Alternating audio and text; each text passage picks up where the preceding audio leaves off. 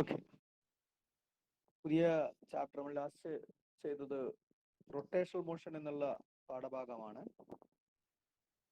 ഇനി അടുത്ത ചാപ്റ്റർ, അതായത് ഗ്രാവിറ്റേഷൻ, പ്രധാനപ്പെട്ട ഒരു ചെറിയ ചാപ്റ്ററാണ്.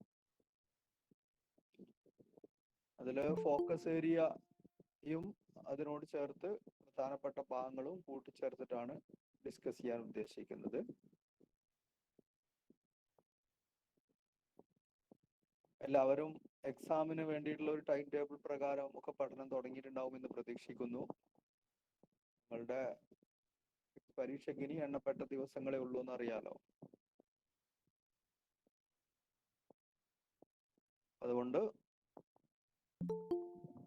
നമ്മുടെ ഈ ചാപ്റ്റർ ഇതുപോലെ ഇങ്ങനെ കംപ്ലീറ്റ് ചെയ്തതിന് ശേഷം വീണ്ടും നമുക്ക് ഫോക്കസ് ഏരിയ ബേസ് ചെയ്തിട്ട് പ്രധാനപ്പെട്ട ക്വസ്റ്റ്യൻസ് ഒക്കെ ഇൻക്ലൂഡ് ചെയ്തിട്ടുള്ള ഡിസ്കഷൻസ് ആദ്യം മുതൽ തുടങ്ങേണ്ടതുണ്ട്. Just like a revision. നമ്മളെ സംബന്ധിച്ച് മുൻപെടുത്ത ക്ലാസ്സിൽ തന്നെ പ്രോബ്ലംസ് ഒക്കെ അത്യാവശ്യം ഡിസ്കസ് ചെയ്തിട്ടുണ്ട്. നിങ്ങൾക്ക് തന്നിട്ടുള്ള ഹോംവർക്കുകളും അസൈൻമെന്റ്സ് ആയിട്ട് തന്നിട്ടുള്ള ക്വസ്റ്റ്യൻസും എല്ലാം കൂടി ആകുമ്പോൾ അത്യാവശ്യം പ്രോബ്ലംസ് ഒക്കെ ആവും. എന്നാൽ നമുക്ക് വീണ്ടും ഡിസ്കസ് ചെയ്യേണ്ടതുണ്ട്, റിവിഷൻ പോലെ നടത്തണമെന്ന് ഉദ്ദേശിക്കുന്നുണ്ട്. നിങ്ങൾ സ്കൂളിൽ വരാൻ പറ്റുന്ന ഒരു സാഹചര്യം ഉണ്ടായാൽ നേരിട്ട് നടത്തും, അല്ലെങ്കിൽ ഓൺലൈനായിട്ട് ചെയ്യാം. ഓക്കെ, നമ്മൾക്ക് ഇന്ന് പുതിയ ചാപ്റ്റർ തുടങ്ങാം. ഗ്രാവിറ്റേഷൻ എന്നാണ് പുതിയ ചാപ്റ്റർ. എല്ലാവർക്കും അറിയാം ഗ്രാവിറ്റേഷൻ എന്താണ് എന്ന്. ചാപ്റ്ററിന് ഇൻട്രൊഡക്ഷൻ തന്നെ ഒരുപാട് കാര്യങ്ങളൊക്കെ പറഞ്ഞെടുക്കേണ്ടതാണ്. പരീക്ഷ അടുത്തു വന്ന സാഹചര്യത്തിൽ കുറെ കൂടി കണ്ടന്റിലേക്ക് മാത്രം ഒതുങ്ങി നിന്നുകൊണ്ട് എടുക്കാനാണ് ഉദ്ദേശിക്കുന്നത്. എന്നിരുന്നാലും ഗ്രാവിറ്റേഷൻ എന്നുള്ള ചാപ്റ്റർ പഠിപ്പിക്കുമ്പോൾ അതിൻ്റെ പിന്നിലുള്ള ഹിസ്റ്റോറിക്കലായിട്ടുള്ള കാര്യങ്ങളിൽ ഒന്ന് എത്തി നോക്കാതെ നമുക്ക് മുന്നോട്ട് പോകാൻ കഴിയില്ല. എല്ലാവരും ന്യൂട്ടന്റെ ഗ്രാവിറ്റേഷണൽ ലോസ് ഒക്കെ പഠിച്ചിട്ടുണ്ടാവും. ഇതിനു മുൻപ് നമ്മൾ ന്യൂട്ടന്റെ ലോസ് ഓഫ് മോഷൻ പഠിച്ചിട്ടുണ്ട്. ന്യൂട്ടൺ ഇതൊക്കെ ചെയ്യുന്നത് കാലഘട്ടം കുറെ മുൻപാണ്, 1600-കളിലാണ്. അപ്പൊ ഈ ഗ്രാവിറ്റേഷൻ പ്രധാനമായിട്ട് gravitational universal law of gravitation ആണ് ന്യൂട്ടന്റെ ഒരു ഐസക് ന്യൂട്ടന്റെ ഏറ്റവും പ്രധാനപ്പെട്ട ഒരു കോൺട്രിബ്യൂഷൻ ആയിട്ട് നമ്മൾ എപ്പോഴും പറയാറ്. അതിലൂടെയാണ് നമ്മൾ പ്ലാനറ്ററി മോഷനൊക്കെ വളരെ കൃത്യമായിട്ട് മനസ്സിലാക്കിയത്. അല്പം കൂടി പിന്നോട്ട് പോയാൽ പഴയകാല പ്ലാനറ്ററി കൺസെപ്റ്റ് എന്ന് പറഞ്ഞാൽ നിങ്ങൾക്ക് അറിയാം, ടോളമിയുടെ കൺസെപ്റ്റ് ആയിരുന്നു കുറെ കാലം ലോകത്ത് നിലനിന്നിരുന്നത്. ടോളമിയുടെ കൺസെപ്റ്റ് എന്തായിരുന്നു? എർത്ത് സൗരയൂഥത്തിന്റെ കേന്ദ്രവും ബാക്കിയുള്ള എല്ലാ ആളുകളും ഭൂമിയെ ചുറ്റിക്കൊണ്ടിരിക്കുന്ന ഒരു പിക്ചർ ആയിരുന്നു ഉണ്ടായിരുന്നത്. ജിയോസെൻട്രിക് തിയറി എന്ന് വേണമെങ്കിൽ പറയാം. അതിന് വലിയ സ്വീകാര്യതയും ഉണ്ടായിരുന്നു. ആ കാലഘട്ടത്തിലാണ് ജോനസ് കെപ്ലർ, അതിന് മുൻപ് കോപ്പർനിക്കൻ റവല്യൂഷൻ എന്ന് തന്നെ ഫിസിക്സിൽ പറയാറുണ്ട്. കോപ്പർനിക്കസ് ആണ് ധൈര്യപൂർവം പറയാൻ മുന്നോട്ട് വന്നത്, എന്ത്, ഭൂമിയല്ല സൂര്യനാണ് കേന്ദ്രം, മറ്റ് ആളുകളൊക്കെ അതിനെ ചുറ്റിക്കൊണ്ടിരിക്കുകയാണ് എന്നുള്ള ഒരു തിയറി, എന്നുള്ള ഒരു ചിത്രം മുന്നോട്ട് വെച്ചത് കോപ്പർനിക്കസ് ആണ്. കോപ്പർനിക്കസിന് ആ കാലഘട്ടത്തിൽ ഇതൊട്ടും ആരും അംഗീകരിക്കാത്തൊരു കാലഘട്ടത്തിലാണ്. അത് മാത്രമല്ല, ഇന്നും നമ്മൾ ആലോചിച്ചാല് നമ്മൾക്കിപ്പോ ഈ ഇൻഫർമേഷൻസും ഈ വിവരങ്ങളും ഒന്നും ഇല്ലാത്ത ഒരു അവസ്ഥ നിങ്ങൾ സങ്കല്പിച്ച് നോക്കിയിട്ട്, നിങ്ങളുടെ നഗ്ന നേത്രങ്ങൾ കൊണ്ട് നിങ്ങൾ ഈ പ്രകൃതിയെ ചുറ്റുപാടും നിരീക്ഷിച്ചാൽ എനിക്കുറപ്പാണ് ഞാൻ എത്തിച്ചേരുക ടോളമിയുടെ തിയറിയിലായിരിക്കും. കാരണം ഞാൻ നോക്കുമ്പോൾ കാണുന്നത് സൂര്യൻ ഓരോ ദിവസവും കിഴക്ക് നിന്നും പടിഞ്ഞാറോട്ട് പോകുന്നത് കാണുന്നുണ്ട്. രാത്രി കാലങ്ങളിൽ നക്ഷത്രങ്ങളെയൊക്കെ നിരീക്ഷിച്ചാൽ അവയെല്ലാം കിഴക്ക് നിന്ന് പടിഞ്ഞാറോട്ടുള്ള ചലനമുണ്ട്. അതോടൊപ്പം തന്നെ ഒരു വർഷമെടുക്കുന്ന ചലനമുണ്ട്. നക്ഷത്രങ്ങളായി തോന്നിക്കുന്ന ആ കാലഘട്ടത്തിൽ എന്താണ് നക്ഷത്രം, എന്താണ് ഗ്രഹങ്ങൾ എന്നൊന്നും തിരിച്ചറിയാത്ത കാലഘട്ടത്തിൽ ആകാശത്തുള്ള ആകാശഗോളങ്ങളിൽ പലതും പല രീതിയിൽ സഞ്ചരിക്കുന്നുണ്ട്.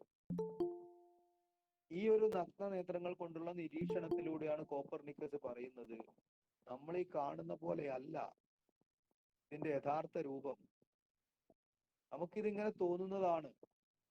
ഇത് യഥാർത്ഥത്തിൽ ഭൂമി, സൂര്യനാണ് കേന്ദ്രത്തിൽ ഇരിക്കുന്നത്, അതിന് ചുറ്റും മറ്റുള്ള ആളുകൾ ഇങ്ങനെ ചുറ്റിക്കൊണ്ടിരിക്കുകയാണ്.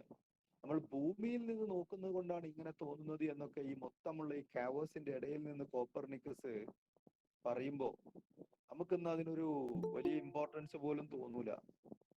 കാരണം നമ്മളെല്ലാം ഇതെല്ലാം അവരൊക്കെ കഷ്ടപ്പെട്ട് ഉണ്ടാക്കി തന്ന തിയറികളൊക്കെ ഉപയോഗിച്ച് എല്ലാം മനസ്സിലാക്കി അത്തരം കാര്യങ്ങളെ കുറിച്ചൊക്കെ നല്ല അറിവ് സമ്പാദിച്ചതിന് ശേഷം നമ്മൾ ഇതിനെ കുറിച്ച് ചിന്തിക്കുമ്പോൾ എത്രത്തോളം ഇമ്പോർട്ടന്റ് ആയിരുന്നു, എത്രത്തോളം വലുതായിരുന്നു അവരുടെ കണ്ടെത്തൽ, അവരുടെ ആ ഒരു കൺക്ലൂഷൻ എന്നുള്ളത് നമുക്ക് പലപ്പോഴും മനസ്സിലാവാറില്ല. അങ്ങനെയല്ല അത്. ആ ഒരു കാലഘട്ടം നിങ്ങൾ മനസ്സിലേക്ക് കൊണ്ടുവന്നിട്ട് ആലോചിക്കുമ്പോൾ ഒരു തരത്തിലുള്ള ആധുനിക സാങ്കേതിക വിദ്യകളും ഇല്ലാതെ നഗ്നനേത്രങ്ങൾ കൊണ്ടും ഗലീലിയോ ആണ് ആദ്യമായിട്ട് ടെലസ്കോപ്പിലൂടെയൊക്കെ വാനനിരീക്ഷണം നടത്താൻ തുടങ്ങിയത്. അതൊന്നും അത്ര, എന്നാലും അങ്ങനെയുള്ള ചെറിയ ഏടുകളൊന്നും മാത്രമല്ലാതെ മറ്റ് സംവിധാനങ്ങളൊന്നും ഇല്ലാത്ത ആ കാലത്ത് ആകാശത്തേക്ക് നോക്കിയിട്ട് നക്ഷത്രങ്ങളെയും ആകാശഗോളങ്ങളെയൊക്കെ നിരീക്ഷിച്ചിട്ട് ഇങ്ങനെ ഒരു നിഗമനത്തിൽ എത്തുക എന്നുള്ളത് വളരെ വിപ്ലവകരമായ ഒരു മുന്നേറ്റമാണ്, ഒരു മാറ്റമാണ്. അതുകൊണ്ട് തന്നെ V usually refer it as the Copernican revolution. വളരെ കഠിനമായ അധ്വാനങ്ങളൊക്കെ അന്നത്തെ ശാസ്ത്രജ്ഞന്മാർ എടുത്തിട്ടുണ്ട്. ഇന്നിപ്പോ നമ്മളുടെ യൂണിവേഴ്സിറ്റികളിൽ റിസർച്ച് ചെയ്യുന്ന പ്രൊഫസർമാർ അല്ലെങ്കിൽ ഡോക്ടറേറ്റിന് വേണ്ടി പഠിക്കുന്ന ആളുകൾ, കുട്ടികൾ, വിവിധ മേഖലകളിൽ റിസർച്ച് ചെയ്യുന്നവർക്ക് പേപ്പർ പബ്ലിഷ് ചെയ്യുക എന്നുള്ളത്, അവരുടെ റിസർച്ച് പേപ്പർ സബ്മിറ്റ് ചെയ്യുക എന്നുള്ളത് ഒരു റുട്ടീൻ തിങ് ആണ്. അത് അവർക്ക് ഒരു PhD കിട്ടാൻ വേണ്ടിയിട്ട് അല്ലെങ്കിൽ മറ്റെന്തെങ്കിലും ഒരു ബിരുദം കിട്ടാൻ വേണ്ടിയിട്ടൊക്കെയാണ് അവർ ചെയ്യുന്നത്. അത് കഴിഞ്ഞവർ ആളുകൾ പേപ്പർ പബ്ലിഷ് ചെയ്യുന്നത് അവരുടെ ആ ഒരു ഡിഗ്നിറ്റിക്ക് വേണ്ടിയിട്ട് പബ്ലിഷ് ചെയ്യുന്നവരുണ്ട്, സീരിയസ് വർക്കായിട്ട് പബ്ലിഷ് ചെയ്യുന്നവരൊക്കെ ഉണ്ട്. എന്നാലും ധാരാളം lot of research papers are coming over and over each months.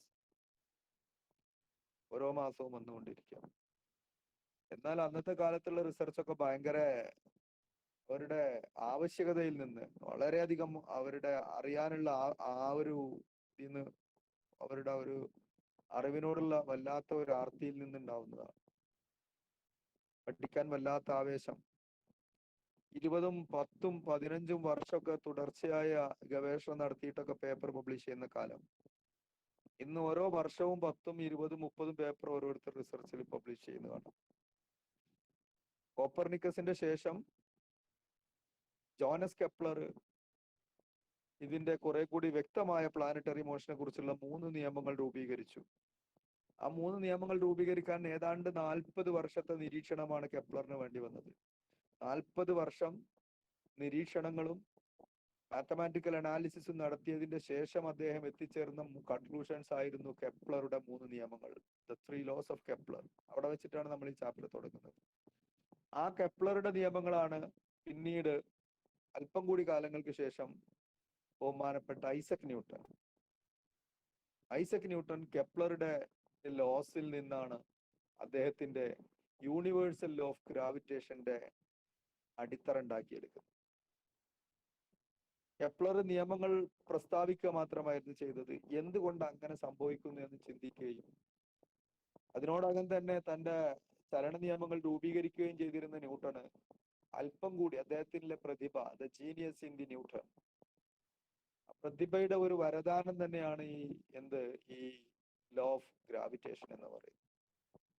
ആ കാലത്ത് ഇങ്ങനെ ഒരു നിയമം പറയുക മാത്രമല്ല, അത് ഈ പ്രപഞ്ചത്തിന്റെ മൊത്തം നിയമമാണെന്ന് പ്രസ്താവിക്കാനുള്ള ധൈര്യം അത് നമ്മൾ എടുത്തു പറയാനും വേണം.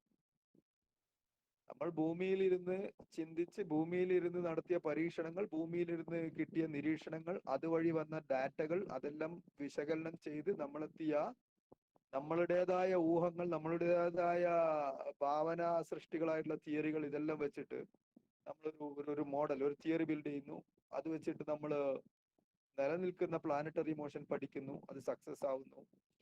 അതിൽ നിന്ന് അങ്ങോട്ട് പ്രവചിക്കുകയാണ്, this is a universal law എന്ന് പറഞ്ഞാൽ പ്രപഞ്ചത്തിന്റെ ഏത് മുക്കിലും നമ്മൾ ഇതുവരെ എത്താത്ത ഏത് ലോകത്ത് പോയാലും this law is valid and the laws of physics are in fact valid everywhere in the universe.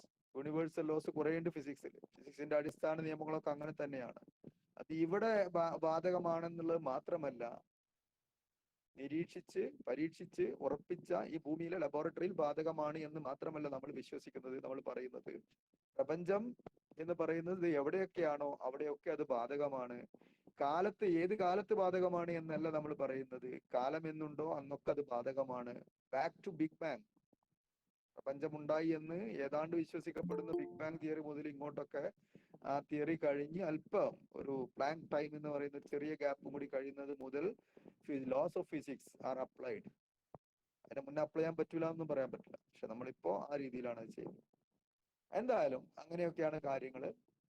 അപ്പൊ അതുകൊണ്ട് തന്നെ അതിലേക്കൊന്ന് ജസ്റ്റ് ഒരു ഇൻട്രൊഡക്ഷൻ നിങ്ങൾക്ക് തരികയാണ്. കൂടുതൽ പറഞ്ഞാൽ ഒരുപാട് പറഞ്ഞു പോകും, അതുകൊണ്ട് ഞാൻ അതിലേക്ക് കൂടുതൽ പോകുന്നില്ല. But you remember, we can see far away because we are standing on the shoulders of these giants. നമ്മുടെ സ്റ്റീഫൻ ഹോക്കിങ്ങിന്റെ ഒരു പുസ്തകം തന്നെയുണ്ട്, on the shoulders of the giants. ഈ പറഞ്ഞ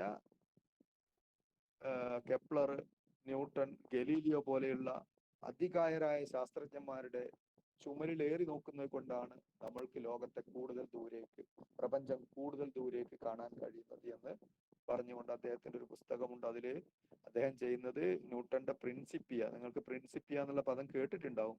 ന്യൂട്ടൺ അദ്ദേഹത്തിന്റെ ഈ നിയമങ്ങളും ലോസ് ഓഫ് മോഷനും ഈ യൂണിവേഴ്സൽ ഓഫ് ഗ്രാവിറ്റേഷനും ഒക്കെ ഒരു എഡ്മണ്ട് ഹാലിയുടെ നിർദ്ദേശപ്രകാരം ഒരു പുസ്തകമായിട്ട് പബ്ലിഷ് ചെയ്യാൻ അദ്ദേഹം ആവശ്യപ്പെട്ടതിന്റെ അടിസ്ഥാനത്തിൽ പുസ്തകമാക്കിയതാണ് പ്രിൻസിപ്പിയ. അതിന്റെ വലിയൊരു വേർഡാണ്. Okay, mathematical principles of natural philosophy എന്ന അർത്ഥം വരുന്ന ഒരു ലാറ്റിൻ വേർഡാണത്. ഓക്കെ, അപ്പൊ ആ പുസ്തകം അദ്ദേഹം സ്റ്റീഫൻ ഹോക്കിങ്ങിന്റെ ബുക്കിൽ റീപ്രൊഡ്യൂസ് ചെയ്യുന്നുണ്ട്. അതുപോലെ കെപ്ലറിന്റെ തിയറീസും പഠനങ്ങളും അതേപോലെ അദ്ദേഹത്തിന്റെ പേപ്പർ എങ്ങനെയാണോ അതിന്റെ ഇംഗ്ലീഷ് ട്രാൻസ്ലേഷൻ ആയിട്ട് പബ്ലിഷ് ചെയ്യുന്നുണ്ട്. ഗലീലിയോയുടെ റൈറ്റപ്സ് പബ്ലിഷ് ചെയ്തിട്ടുള്ള ഒരു പുസ്തകമാണ്. ഇന്ന് നമ്മൾ ഈ പഠിക്കുന്ന നിയമ ഫിസിക്സ് ഒക്കെ വളരെ ഈസിയാണ്. അന്ന് അവരൊക്കെ ജിയോമെട്രിയുടെ മെയിനായിട്ട് ജിയോമെട്രിക്കൽ ആക്സിയംസ്, ജിയോമെട്രിക്കൽ തിയറംസ് ഉപയോഗിച്ചായിരുന്നു എല്ലാ പ്രൂഫുകളും ചെയ്തിരുന്നത്. പിന്നീട് ന്യൂട്ടൺ ആണ് ഡിഫറൻഷിയേഷനും ഇന്റഗ്രേഷനും ഒക്കെ ഡെവലപ്പ് ചെയ്ത് കൊണ്ടുവന്നത്. ലെബനീഡ്സും ഉണ്ട്, രണ്ടുപേരും കൂടിയാണെന്നാണ് പറയുന്നത്. പക്ഷേ ഒരു കാര്യം ഉറപ്പാണ്, ന്യൂട്ടൺ ഈ ചലന നിയമങ്ങളും പുറമെ ഈ കാര്യങ്ങളൊക്കെ നേരത്തെ കണ്ടെത്തി കുറെ കാലം പബ്ലിഷ് ചെയ്യാതെ ഇരുന്നിരുന്നതിന്റെ ഒരു പ്രധാന കാരണമുണ്ട്. പ്രധാന കാരണം അതിലെ ചില റിസൾട്ടുകൾ കിട്ടാനുള്ള മാത്തമാറ്റിക്സ് അത്ര ഡെവലപ്ഡ് അല്ലായിരുന്നു. അത് പിന്നീട് കാൽക്കുലസ് എന്ന് പറഞ്ഞാൽ ഡിഫറൻഷ്യൽ കാൽക്കുലസും ഇന്റഗ്രൽ കാൽക്കുലസും, മെയിനായിട്ട് ഇന്റഗ്രൽ കാൽക്കുലസ്, അത് പിന്നീട് ന്യൂട്ടൺ കൂടുതൽ ഡെവലപ്പ് ചെയ്യുകയും അതിന് ശേഷം അദ്ദേഹം ബുക്ക് പബ്ലിഷ് ചെയ്യുകയും ചെയ്തു. ഓക്കെ, ഇനി നമുക്ക് നമ്മുടെ ചാപ്റ്റർ സ്റ്റാർട്ട് ചെയ്യാം. അതിലെ കണ്ടന്റിലേക്ക് വരാം. ഫോക്കസ് ഏരിയ തുടങ്ങുന്നത് നമ്മളുടെ യൂണിവേഴ്സൽ ഓഫ് ഗ്രാവിറ്റേഷൻ ആണ്. ഞാൻ സ്റ്റാർട്ട് ചെയ്യാൻ പോകുന്നത് കെപ്ലറുടെ നിയമങ്ങൾ വെച്ചിട്ടാണ്. പരീക്ഷയ്ക്ക് പലപ്പോഴും ചോദിച്ചിട്ടുള്ളതാണ് സ്റ്റേറ്റ് ലോസ് ഓഫ് കെപ്ലർ, അല്ലെങ്കിൽ ഏതെങ്കിലും ഒരു കെപ്ലറിന്റെ ഏതെങ്കിലും ഒരു ചലന നിയമം, ഏതെങ്കിലും ഒരു നിയമം, പ്ലാനറ്ററി മോഷനുമായി ബന്ധപ്പെട്ട ഏതെങ്കിലും ഒരു നിയമം പല ക്വസ്റ്റ്യൻ പേപ്പറിലും, മിക്ക ക്വസ്റ്റ്യൻ പേപ്പറിലും കാണാം നിങ്ങൾക്ക്. അപ്പൊ അതുകൊണ്ട് ഞാൻ അത് ഡിസ്കസ് ചെയ്യാണ്. ഡിസ്കസ് ചെയ്യാതെ പോകാൻ പറ്റില്ല. So let start from Kepler's laws.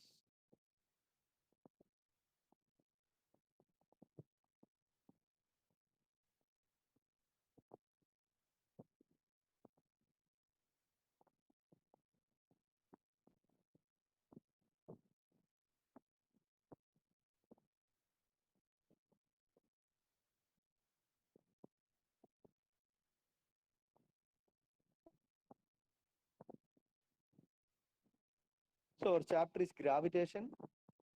So first നമ്മൾ ഡിസ്കസ് ചെയ്യാൻ പോകുന്നത് കെപ്ലറുടെ നിയമങ്ങളാണ്. Kepler's laws of planetary motion എന്ന് പറയും. ഇത് നോട്ടിൽ എഴുതണം, Kepler's laws. So the first law, there are 3 laws. കെപ്ലറുടെ 3 നിയമങ്ങളാണുള്ളത്. ആ 3 നിയമങ്ങൾ നിങ്ങൾ ഇപ്പൊ തന്നെ പഠിക്കുകയും വേണം. സോ ലോസ് ഓഫ് ഓർബിറ്റ്സ്, ഓർബിറ്റുകളെ കുറിച്ചുള്ള, അതായത് ഈ പ്ലാനറ്റുകളുടെ സഞ്ചാരപഥം, അതാണ് ഓർബിറ്റ്. ആ ഓർബിറ്റുകളെ കുറിച്ചുള്ള നിയമമാണ്. അതിൽ അദ്ദേഹം പറയുന്നത് all planets move in elliptical orbit with sun at one of the foci. Foci എന്ന് പറഞ്ഞാൽ focus. Okay. All planets move in elliptical orbits with sun at one of the foci. അത് എഴുതണം. All planets move in elliptical orbit. ഇതിനെ പലപ്പോഴും law of elliptical orbit എന്നും പറയും. ഒന്നാമത്തെ നിയമം വളരെ സിമ്പിൾ ആണ്. എല്ലാ പ്ലാനറ്റുകളും സൂര്യന് ചുറ്റും ഒരു എലിപ്റ്റിക് ഓർബിറ്റിൽ ചുറ്റിക്കൊണ്ടിരിക്കുന്നു. എലിപ്റ്റിക് ഓർബിറ്റ് എന്ന് പറഞ്ഞാൽ സർക്കിളും ആവാം. സർക്കിൾ എലിപ്സിന്റെ ഒരു സ്പെഷ്യൽ കേസ് ആണ്. സർക്കിൾ എലിപ്സ് എന്ന് പറഞ്ഞാൽ കുറെ കൂടി ജനറൽ ആയിട്ടുള്ള ഒരു ഷേപ്പാണ്. അതിന്റെ രണ്ട് മേജർ ആക്സിസ് മൈനർ ആക്സിസ് രണ്ട് ആക്സിസ് ഉണ്ടാവും എലിപ്സിന്. ആ രണ്ടിന്റെയും ലെങ്ത് സെയിം ആയി കഴിഞ്ഞാൽ it will become A circle. Circle അതിന്റെ ഒരു സ്പെഷ്യൽ കേസ് ആണ്. എലിപ്റ്റിക്കൽ ഓർബിറ്റിലാണ് മൂവ് ചെയ്യുന്നതെന്ന് പറഞ്ഞതിന്റെ അർത്ഥം പിന്നെ സർക്കിൾ പാടില്ല എന്നല്ല, സർക്കുലർ ഓർബിറ്റും ആകാം. ആൻഡ് നമ്മുടെ എർത്തിന്റെ മൂണിന്റെ ഒക്കെ ഓർബിറ്റ് നമ്മൾ പഠിക്കുകയാണെങ്കിൽ it is almost circular. Perfect circle അല്ല, എലിപ്റ്റിക്കൽ തന്നെയാണ്, പക്ഷെ more close to a circle. Okay, eccentricity എന്ന് പറയുന്ന ഒരു പ്രോപ്പർട്ടിയാണ് ഡീവിയേഷൻ. സർക്കിളിൽ നിന്നും എലിപ്സിന്റെ ഡീവിയേഷൻ മനസ്സിലാക്കി തരുന്നത് എക്സെൻട്രിസിറ്റി. സർക്കിളിനെ വലിച്ചു നീട്ടിയതാണ് എലിപ്സ്. അതിന്റെ പിക്ചറിലേക്ക് നമ്മൾ വരുന്നുണ്ട്. ഇത് എഴുതിയല്ലോ. So this is an ellipse. ഇത് ഞാൻ കുറച്ച് എക്സാജറേറ്റ് ചെയ്ത് വരച്ചിട്ടുണ്ട്. നമ്മുടെ എർത്തിന്റെ ഓർബിറ്റോ മൂണിന്റെ ഓർബിറ്റോ ഒന്നും ഇത്രയും എക്സെൻട്രിക് ആയിട്ടുള്ള എലിപ്സ് അല്ല. ഓക്കെ, ചെറിയ ഡീവിയേഷൻ ആണ് അതിനൊക്കെ സർക്കുലർ ഷേപ്പിൽ നിന്നുള്ളൂ. പക്ഷെ generally all these shapes are ellipse. ഇതാണ് ഇതിന്റെ രണ്ട് ആക്സിസ്. ഈ നീളം കൂടിയ ആക്സിസിനെ നമ്മൾ പറയും മേജർ ആക്സിസ്. നീളം കുറഞ്ഞ ഈ ചിത്രം ഇതുപോലെ വരച്ചു വെക്കണം എന്നില്ല, പക്ഷെ ഈ ലോ നിങ്ങൾക്ക് അറിയണം. ഞാനിത് പറയുമ്പോൾ എന്താണ് ഇത് സംഭവം എന്ന് മനസ്സിലാക്കാൻ വേണ്ടിയിട്ടാണ്. ഒരു പക്ഷെ നിങ്ങൾ മാത്സിൽ കോണിക് സെക്ഷൻസിൽ എലിപ്സ് ഒക്കെ വിശദമായി പഠിച്ച കുട്ടികളാണെങ്കിൽ പ്രയാസമൊന്നുമില്ല. അല്ലാത്തപ്പോൾ എലിപ്സ് എന്താണെന്നൊന്നും ചിലപ്പോൾ ചില ആളുകൾക്ക് അറിയുന്നുണ്ടാവില്ല. അപ്പോ this is the shape of ellipse. This is called, the long axis is called AB. This AB is called the major axis, and this CD is called the minor axis of the ellipse. So ellipse in രണ്ട് ആക്സിസുകൾ പറയാം. One is the major axis and another one is the minor axis. അപ്പൊ ഇതാണ് picture.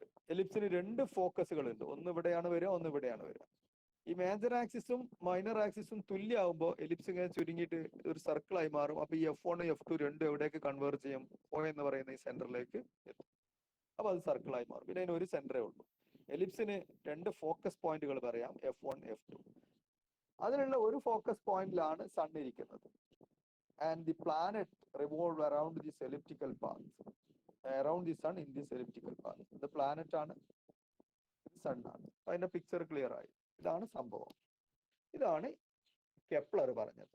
Kepler ഇത് പറഞ്ഞത് 40 കൊല്ലം ടൈക്കോ ബ്രാഹി എന്ന് പറയുന്ന ഒരു rich person ഉണ്ടായിരുന്നു. അദ്ദേഹത്തിന്റെ അസിസ്റ്റന്റ് ആയിരുന്നു കെപ്ലർ. ടൈക്കോ ബ്രാഹി വളരെ ഈ പിന്നെ ടെലസ്കോപ്പിനൊക്കെ വേണ്ടിയിട്ട് വളരെയധികം, അതുപോലെയുള്ള ആകാശ നിരീക്ഷണങ്ങൾക്ക് വേണ്ടി വളരെയധികം പണം ചെലവാക്കുകയും സ്വന്തമായി ലാബ് സ്ഥാപിക്കുകയൊക്കെ ചെയ്തു. ഒരുപാട് കാലം അദ്ദേഹം ആകാശഗോളങ്ങളുടെ പൊസിഷൻ, അവയുടെ ചലനം, അതുകുറിച്ചുള്ള വിവരങ്ങൾ രേഖപ്പെടുത്തിയിരുന്നു. അങ്ങനെ കെപ്ലർ, അദ്ദേഹത്തിന്റെ കാലശേഷം അദ്ദേഹത്തിന്റെ അസിസ്റ്റന്റ് ആയിരുന്ന കെപ്ലർ ഏതാണ്ട് ഇതിനെക്കുറിച്ച് വളരെ വിശദമായി പഠിച്ചു. ഈ പ്ലാനറ്റുകൾ മൂവ് ചെയ്യുന്ന പ്ലാനറ്റുകളുടെ പൊസിഷൻ, അവ ആവർത്തിച്ച് വരുന്നത്, അതിന്റെ കാര്യങ്ങളൊക്കെ കൃത്യമായി രേഖപ്പെടുത്തപ്പെട്ടിരുന്നു ടൈക്കോ ബ്രാഹി. ആ ഡാറ്റ, ടൈക്കോ ബ്രാഹി നൽകിയ ഡാറ്റയാണ് കെപ്ലറിനെ ഈ 3 നിയമങ്ങളിലേക്ക് എത്തിച്ചത്. അപ്പോ ടൈക്കോ ബ്രാഹിയുടെ അസിസ്റ്റന്റ് ആയിരുന്ന അദ്ദേഹം ടൈക്കോ ബ്രാഹിയുടെ കാലശേഷം ആ ലാബിൽ തന്നെ തുടർന്ന് 40 വർഷത്തോളം, 30-ലേറെ വർഷത്തോളം അദ്ദേഹം മൊത്തത്തിൽ ഗവേഷണം നടത്തി. ഈ ബ്രാഹി കളക്ട് ചെയ്ത data with help of Kepler, കെപ്ലറെ സഹായത്താൽ അദ്ദേഹം കളക്ട് ചെയ്ത് വെച്ച ആ വലിയ huge amount of data of about the position of different spheres in the sky, അത് പഠന വിധേയമാക്കിയതിൽ നിന്നാണ് അദ്ദേഹത്തിന് മനസ്സിലായത് അദ്ദേഹം ഈ 3 ലോസ് എടുക്കുന്നത്. അത്രയും കഷ്ടപ്പെട്ടിട്ടാണ് ഈ ലോസ് ഒക്കെ ഡെവലപ്പ് ചെയ്ത് വന്നത്. Okay, അപ്പോൾ the first law is, for your exam, the first law is all planets move in elliptical orbit with the sun at one of the foci. അതിന്റെ ഒരു കാര്യം മനസ്സിലാൻ വേണ്ടിയിട്ടാണ് ഇത് എഴുതിയത്. ഇനി ഈ ഒരു 2 ലൈൻ നിങ്ങൾ നോക്കൂ. ഇത് എന്താണെന്ന് ചോദിച്ചാൽ, എലിപ്സ് എന്താണ് ഈ 2 ഫോക്കസിന്റെ പ്രത്യേകത? എങ്ങനെയാണ് എന്താ ഇപ്പൊ ഈ ഫോക്കസ് പറയുന്നത്? ഇപ്പൊ സർക്കിളിന്റെ സെന്റർ എന്ന് പറഞ്ഞാൽ നമുക്ക് കണ്ടാൽ തന്നെ ഈ O എന്ന് പറയുന്ന എലിപ്സിന്റെ സെന്റർ ആണ്.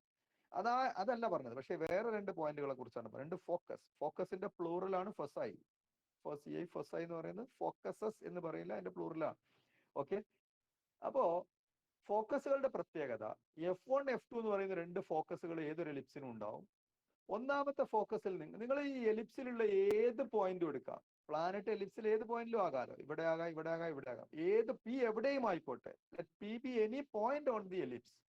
അങ്ങനെയാണെങ്കിൽ F1 F2 അതിന്റെ ഫോക്കസ് ആണെങ്കിൽ F1P പ്ലസ് F2, F1 നിന്ന് പിയിൽ നിന്ന് F2, ഈ മൊത്തം ഡിസ്റ്റൻസ് എപ്പോഴും കോൺസ്റ്റന്റ് ആയിരിക്കും. That is the importance of focus. That is importance of 2 ഫോസൈ. ഒരു ഫോക്കസിൽ നിന്ന് എലിപ്സിന്റെ ഒരു പോയിന്റിലേക്ക് ഒരു ലൈൻ, എലിപ്സിലുള്ള ഒരു പോയിന്റിലേക്ക് ഒരു സ്ട്രെയിറ്റ് ലൈൻ ഡിസ്റ്റൻസ് വരക്കുന്നു. ആ പോയിന്റിൽ നിന്ന് രണ്ടാമത്തെ ഫോക്കസിലേക്ക് വീണ്ടും ഒരു സ്ട്രെയിറ്റ് ലൈൻ വരക്കുന്നു. ഈ രണ്ട് സ്ട്രെയിറ്റ് ലൈൻ്റെയും ലെങ്ത് ഈ പോയിന്റ് എലിപ്സിൽ എവിടെ നിന്നാലും ഇത് ഈക്വൽ ആയി. ഓക്കെ, എന്ന് പറഞ്ഞാൽ F1B ആണ്. ഈ പോയിന്റ് ഞാൻ ചൂസ് ചെയ്താൽ F1B ആണ് ഇത് വരും. പിന്നെ തിരിച്ച് ഇങ്ങോട്ടുള്ളത് BF2. അപ്പൊ F1B പ്ലസ് BF2 എന്ന് പറയുന്നതും F1P പ്ലസ് PF2 എന്ന് പറയുന്നതും F1A പ്ലസ് AF2 എന്ന് പറയുന്നതും F1D പ്ലസ് DF2 എന്ന് പറയുന്നതും ഒക്കെ തുല്യമായിരിക്കും. അതാണ് എലിപ്സിന്റെ പ്രത്യേകത. ഒരു സർക്കിളിന്റെ പ്രത്യേകത എന്താണ്? ആ സർക്കിളിലുള്ള ഏത് പോയിന്റ് എടുത്താലും അവിടുന്ന് അതിന്റെ സെന്ററിലേക്കുള്ള ഡിസ്റ്റൻസ് തുല്യമായിരിക്കും. So that is the defining property of A circle. സർക്കിളിന് നമ്മൾ എങ്ങനെയാണ് വരയ്ക്കുക? നമ്മൾ കോമ്പസ് വെച്ചിട്ടാണ് വരയ്ക്കുക. മറ്റൊരു രീതിയിൽ പറഞ്ഞാൽ, നിങ്ങൾക്ക് പഴയ കാലത്ത് ഗ്രീക്സ് ഒക്കെ ചെയ്യാവുന്ന ആ കാലത്ത് എങ്ങനെ അവർ വരയ്ക്കുക? ഒരു നൂലെടുക്കും, സ്ട്രിങ് എടുക്കും, സ്ട്രിങ്ങിന് ഒരു എൻഡില് ഒരാണി വെച്ച് ഫിക്സ് ചെയ്യും, മറ്റേ എൻഡില് മണലില് മറ്റൊരാണി വെക്കും, ആ ആണി ഇങ്ങനെ റൊട്ടേറ്റ് ചെയ്യും. വലിച്ചു പിടിച്ചിട്ട് റൊട്ടേറ്റ് ചെയ്താൽ what you will get is A circle. ആ സ്ട്രിങ്ങിന്റെ ലെങ്ത് ആയിരിക്കും സർക്കിളിന്റെ റേഡിയസ്. മനസ്സിലായല്ലോ? ഇനി ഒരു എലിപ്സ് ആണ് നിങ്ങൾക്ക് വരക്കേണ്ടതെങ്കിൽ എന്താ ചെയ്യുക? ഒരു വലിയ സ്ട്രിങ് എടുക്കുക, അതിന്റെ രണ്ട് എൻഡും രണ്ട് പോയിന്റിൽ ഫിക്സ് ചെയ്യുക. എന്നിട്ട് ആ സ്ട്രിങ്ങിന്റെ ഇങ്ങനെ വലിച്ചു പിടിച്ചിട്ട് ഇങ്ങനെ വരച്ചാൽ U will get is an ellipse. ആ രണ്ട് പോയിന്റ് ആണ് അതിന്റെ രണ്ട് ഫോക്കസ്. സർക്കിൾ ആകുമ്പോൾ സ്ട്രിങ്ങിനെ ഒരു പോയിന്റിൽ ഫിക്സ് ചെയ്യുക. എലിപ്സ് ആകുമ്പോൾ ഒരു വലിയ സ്ട്രിങ് എടുക്കുക, അതിന്റെ രണ്ട് എൻഡും രണ്ട് പോയിന്റിൽ ഫിക്സ് ചെയ്യുക. ഫിക്സ് ചെയ്യാന്ന് പറയുമ്പോൾ വലിച്ചു പിടിച്ച് ഫിക്സ് ചെയ്താൽ പിന്നെ വരക്കാൻ കഴിയില്ല. അപ്പോൾ ധാരാളം സ്ട്രിങ് ലൂസ് ആക്കിയിട്ട് രണ്ട് എൻഡും ഫിക്സ് ചെയ്യുക. എന്നിട്ട് ആ സ്ട്രിങ്ങിൽ നമ്മൾ ഒരു ആണി പിടിച്ചിട്ട് ഇങ്ങനെയാണ് വലിക്കുക, നടുവിൽ എവിടെയെങ്കിലും വലിക്കുക, എന്നിട്ട് അങ്ങനെ റൗണ്ട് പോലെ വരച്ചാൽ, റൗണ്ട് ആവില്ല, ആ വലിച്ചു പിടിച്ച് അങ്ങനെ വരച്ചാൽ what you will get is an ellipse. Okay, അപ്പൊ ആ സ്ട്രിങ് ആണിത്. ഇവിടെ എൻ്റെ രണ്ട് ഫിക്സ് ചെയ്തു, ഇവിടെ രണ്ട് ഫിക്സ് ചെയ്തു, ഇവിടെയാണ് ആണിയിട്ടത്. ഈ ആണി ഇങ്ങനെ ഇനി ആണിയിട്ട് ഇങ്ങനെ വരച്ച് പോകണം. ഇങ്ങനെ വരച്ച് ഇങ്ങനെ പോയാൽ ഇങ്ങനെ പോവും. കംപ്ലീറ്റ് ഒരു എലിപ്സ് എനിക്ക് വരയ്ക്കാൻ പറ്റും. So that is how you will draw an ellipse. എലിപ്സിനെ കുറിച്ച് മറ്റൊന്നെന്ന് പറഞ്ഞാൽ, ഒരു കോണിക് സെക്ഷന്റെ ഭാഗമാണ്. ഒരു ഐസ്ക്രീം കോൺ പോലത്തെ കോൺ സങ്കല്പിക്കുക. അതിന്റെ ആക്സിസിന്റെ പെർപെൻഡിക്കുലർ അല്ലാതെ ചെരിഞ്ഞിട്ട് നമ്മൾ ആ കോണിനെ കട്ട് ചെയ്താൽ ആ ക്രോസ് സെക്ഷണൽ ഏരിയ ഒരു എലിപ്സ് ആയിരിക്കും. ബേസിന് പാരലൽ ആയിട്ട് കട്ട് ചെയ്താൽ ഏരിയ ഒരു സർക്കിൾ ആയിരിക്കും. അത് നിങ്ങൾക്ക് അത്ര നിർബന്ധമൊന്നുമില്ല, പക്ഷേ ഈ ഷേപ്പ് നിങ്ങളുടെ മനസ്സിൽ വേണം. ഇതാണ് എലിപ്സ് എന്നും ഇവിടെയാണ് സൺ എന്നും ഇതുപോലെയാണ് പ്ലാനറ്റ്സ് മൂവ് ചെയ്യുന്നതെന്നും ഓർമ്മ വേണം. ഇനി ഇതുമായി ബന്ധപ്പെട്ട കുറച്ച് കാര്യങ്ങളാണ് വരാൻ പോകുന്നത്. AB എന്ന് പറയുന്ന മേജർ ആക്സിസ്, OA ഈ പകുതി ഡിസ്റ്റൻസിന്റെ മേജർ ആക്സിസിന്റെ ഹാഫ് ആണിത്. OA ഈക്വൽ ടു OB ആയിരിക്കും. രണ്ടും ഹാഫ് ആണ്. അപ്പൊ ഈ ഹാഫ് ഓഫ് ദി മേജർ ആക്സിസിനെ നമ്മൾ പറയും സെമി മേജർ ആക്സിസ്. എവിടെയെങ്കിലും സെമി മേജർ ആക്സിസ് എന്ന് കണ്ടാൽ that is half of this major axis. CD is called the minor axis. F1, F2 are foci of ellipse. Now for any point P on the ellipse, ഞാൻ നേരത്തെ പറഞ്ഞു F1P plus F2P is a constant. ഇനി planetary മോഷനിൽ നിങ്ങളെ സംബന്ധിച്ച് പ്രധാനപ്പെട്ട രണ്ട് concept വേർഡുകളാണ് ആപ്ഹീലിയൻ ആൻഡ് പെരിഹീലിയൻ. പലപ്പോഴും പ്ലാനറ്ററി ഡാറ്റാസ് ഒക്കെ നോക്കുമ്പോൾ നിങ്ങൾക്ക് കാണാൻ പറ്റും sun is in the moon is in the aphelion or moon is in the perihelion എന്നൊക്കെ പറയും. ആപ്ഹീലിയൻ പെരിഹീലിയൻ നോക്കാം. ആപ്ഹീലിയൻ എന്ന് പറഞ്ഞാൽ പ്ലാനറ്റ് സണ്ണിൽ നിന്ന് ഏറ്റവും ഫാർദർ ആയിട്ട് ഏറ്റവും അകലം വരുന്ന ഓർബിറ്റിന്റെ പോയിന്റിനെയാണ് ആപ്ഹീലിയൻ എന്ന് പറയുന്നത്. അപ്പൊ ഇവിടെ A എന്ന് പറയുന്ന പോയിന്റ് ആപ്ഹീലിയൻ ആണ്. ഏറ്റവും ക്ലോസർ ആയിട്ട് വരിക എപ്പോഴാണ്? പ്ലാനറ്റ് ബിയിൽ എത്തുമ്പോഴാണ്, സണ്ണിനോട് ഏറ്റവും അടുത്ത് വരിക. So the closest point is called on the orbit of a planet, the closest point to sun is called the perihelion and the farthest point is called the aphelion. ശ്രദ്ധിക്കുക, aphelion means farthest. അപ്പോൾ closest point B is called the perihelion and the farthest point A is called the aphelion. ഈ ചിത്രം നിങ്ങൾ വരച്ചു വെക്കുന്നുണ്ടെങ്കിൽ ആപ്ഹീലിയനും പെരിഹീലിയനും Aയും Bയും ആണെന്ന് എഴുതി വെക്കണം. അതെന്താണെന്ന് മനസ്സിലാക്കിയിരിക്കണം. ആ ടേം ഇനി എവിടെ കണ്ടാലും ഓർക്കണം, ആപ്ഹീലിയൻ ആൻഡ് പെരിഹീലിയൻ. ഓക്കെ, അപ്പോൾ that is the first law. Simple ആണ്. ഇതിൽ പരീക്ഷയ്ക്ക് ഈ ഒരു വാചകം മാത്രമേ ഉള്ളൂ, ഒരു മാർക്ക് കിട്ടും. All planets move in elliptical orbit with sun at one of the foci. ഇനി രണ്ടാമത്തത് വളരെ പ്രധാനപ്പെട്ടതാണ് law of areas. Law of areas പറയുന്നത് ഇതാണ്. ഏറ്റവും ചുരുക്കി പറഞ്ഞാൽ areal velocity of the planet is a constant എന്നാണ്. എന്താണ് ഏരിയൽ വെലോസിറ്റി എന്ന് ചോദിച്ചാൽ അത് വിശദമാക്കുന്നതാണ്. The line joining the planet to the sun sweeps equal areas in equal intervals of time or the areal velocity of planet is constant. ഇത് പഠിച്ചാലും മതി, aerial velocity of planet is constant. ഇനി നിങ്ങൾക്ക് prove ചെയ്യുകയൊക്കെ ചെയ്യും. നിങ്ങളുടെ text ബുക്കിൽ proof ഉണ്ട്, ഞാനിപ്പോൾ അത് എടുത്തിട്ടില്ല. This is a consequence of the law of conservation of angular moment. ഈ രണ്ടാമത്തെ ലോ ആംഗുലാർ മൊമെന്റം കൺസർവേഷൻ ഉപയോഗിച്ചിട്ട് പ്രൂവ് ചെയ്യാവുന്ന ആംഗുലാർ മൊമെന്റം കൺസർവേഷന്റെ കോൺസിക്വൻസ് ആയിട്ട് വരുന്ന ഒരു ലോ ആണ്. എർത്ത് പ്ലാനറ്റ് അല്ലെങ്കിൽ എർത്ത് സൺ സിസ്റ്റത്തിൽ എക്സ്റ്റേണൽ ടോർക്കുകളൊന്നും ഇല്ലാത്തപ്പോൾ ടോട്ടൽ ആംഗുലാർ മൊമെന്റം കൺസർവ്ഡ് ആണ്. പിന്നെ സെൻട്രൽ ഫോഴ്സ് ആണ് വരുന്നത്. സെൻട്രൽ ഫോഴ്സ് എന്ന് പറഞ്ഞാൽ രണ്ട് വസ്തുക്കൾ തമ്മിൽ ആക്ട് ചെയ്യുന്ന ഫോഴ്സ് ആ രണ്ട് വസ്തുക്കൾ ജോയിൻ ചെയ്യുന്ന ലൈനിന് അലോങ് ആയിട്ട് ആക്ട് ചെയ്യുകയും അവയുടെ മാഗ്നിറ്റ്യൂഡ് ആ ഡിസ്റ്റൻസിന് മാത്രം ഡിപ്പെൻഡ് ചെയ്യുകയും ചെയ്യുകയാണെങ്കിൽ M1 M2 എന്ന് പറയുന്ന രണ്ട് മാസുകൾ തമ്മിലുള്ള ഫോഴ്സ്, മാസ് എന്നാൽ എന്ത് വസ്തുക്കളായാലും രണ്ട് മാസുകൾ തമ്മിലുള്ള ഫോഴ്സ്, ഏത് ഫോഴ്സ് ആയാലും ആ ഫോഴ്സ് ഡിപ്പെൻഡ് ചെയ്യാൻ എന്തിനെ ഡിപ്പെൻഡ് ചെയ്യാൻ പാടുള്ളൂ? ഫോഴ്സിന്റെ ഡയറക്ഷൻ അത് രണ്ടും ജോയിൻ ചെയ്യുന്ന ലൈനിൽ അലോങ് ആയിരിക്കണം. അതിന്റെ മാഗ്നിറ്റ്യൂഡ് അത് തമ്മിലുള്ള ഡിസ്റ്റൻസിനെ മാത്രമേ പിന്നെ ഡിപ്പെൻഡ് ചെയ്യാൻ പാടുള്ളൂ. ആ രണ്ട് മാസിനെയും ഡിപ്പെൻഡ് ചെയ്യാം, അതല്ലാതെ ആ തമ്മിലുള്ള മാഗ്നിറ്റ്യൂഡിനെ മാത്രമേ ഡിപ്പെൻഡ് ചെയ്യാൻ പാടുള്ളൂ ഡിസ്റ്റൻസിന്റെ. അങ്ങനെയാണെങ്കിൽ ആ ഫോഴ്സിനെ നമുക്ക് സെൻട്രൽ ഫോഴ്സ് എന്ന് പറയാം. എർത്തും സണ്ണും തമ്മിലുള്ള ഫോഴ്സ് എർത്തും സണ്ണും തമ്മിലുള്ള അകലത്തിനെ ഡിപ്പെൻഡ് ചെയ്യും. And it acts along the direction of the line joining earth and sun. അതുകൊണ്ട് എർത്തും സണ്ണും തമ്മിലുള്ള ഗ്രാവിറ്റേഷണൽ ഫോഴ്സും സെൻട്രൽ ഫോഴ്സ് ആണ്. ഓക്കെ, അതിലേക്ക് നമ്മൾ കൂടുതൽ പോകണമെന്നില്ല. പക്ഷെ ഇത് ഓർത്തു വെക്കുക. ഇത് ചോദിച്ചിട്ടുണ്ട് മുമ്പ് പരീക്ഷയ്ക്ക്. പിന്നെ law of Kepler's law of areas or aerial velocity is a constant is this Kepler's second law and it's a consequence of dash law of physics.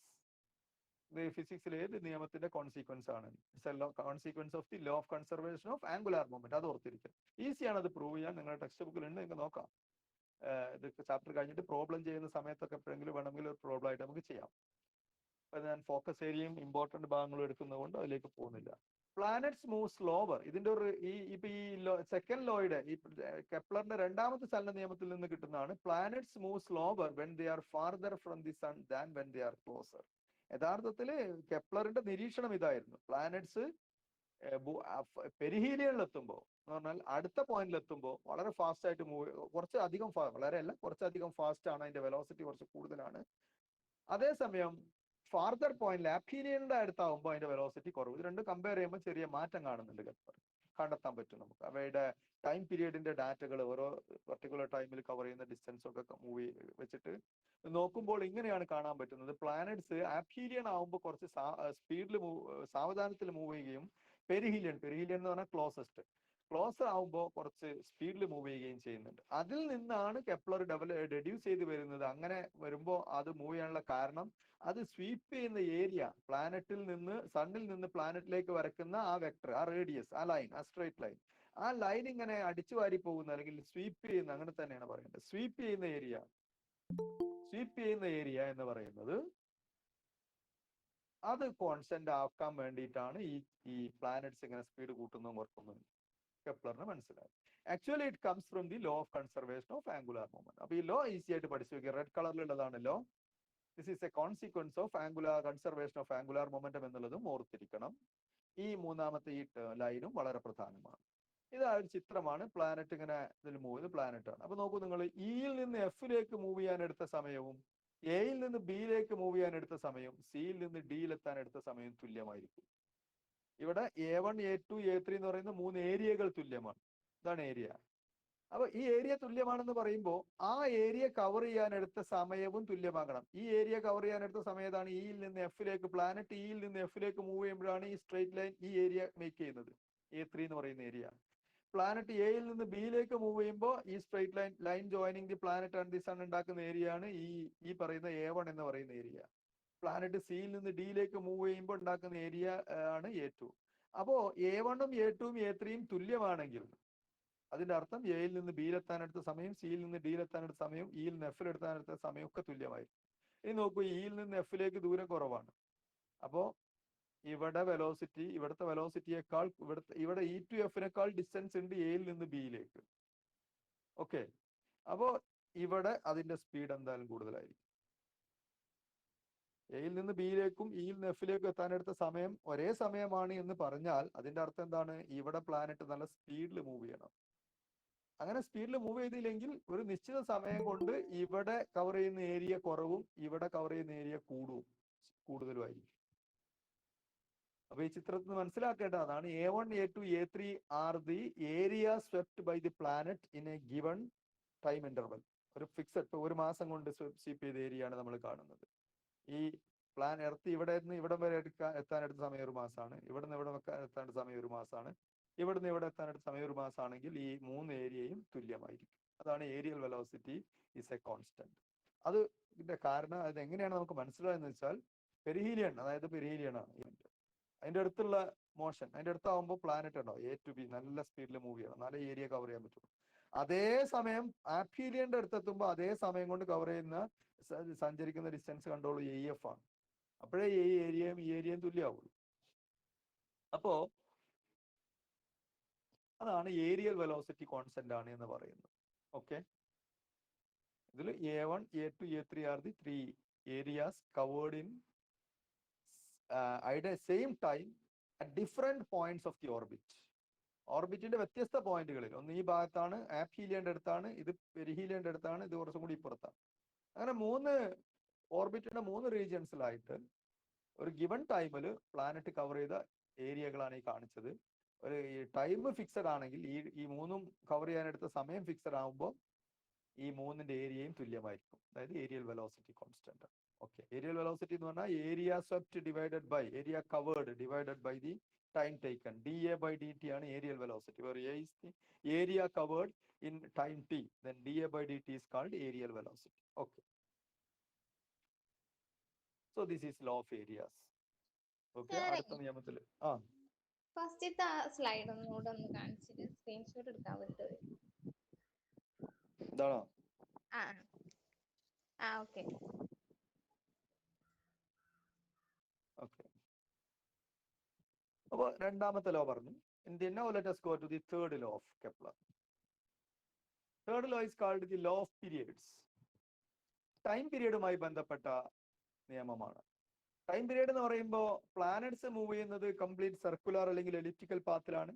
പ്ലാനറ്റിന്റെ മോഷനെ നമ്മൾ പറയുക പീരിയോഡിക് മോഷൻ, ആവർത്തിക്കപ്പെടുന്ന ചലനമാണ്.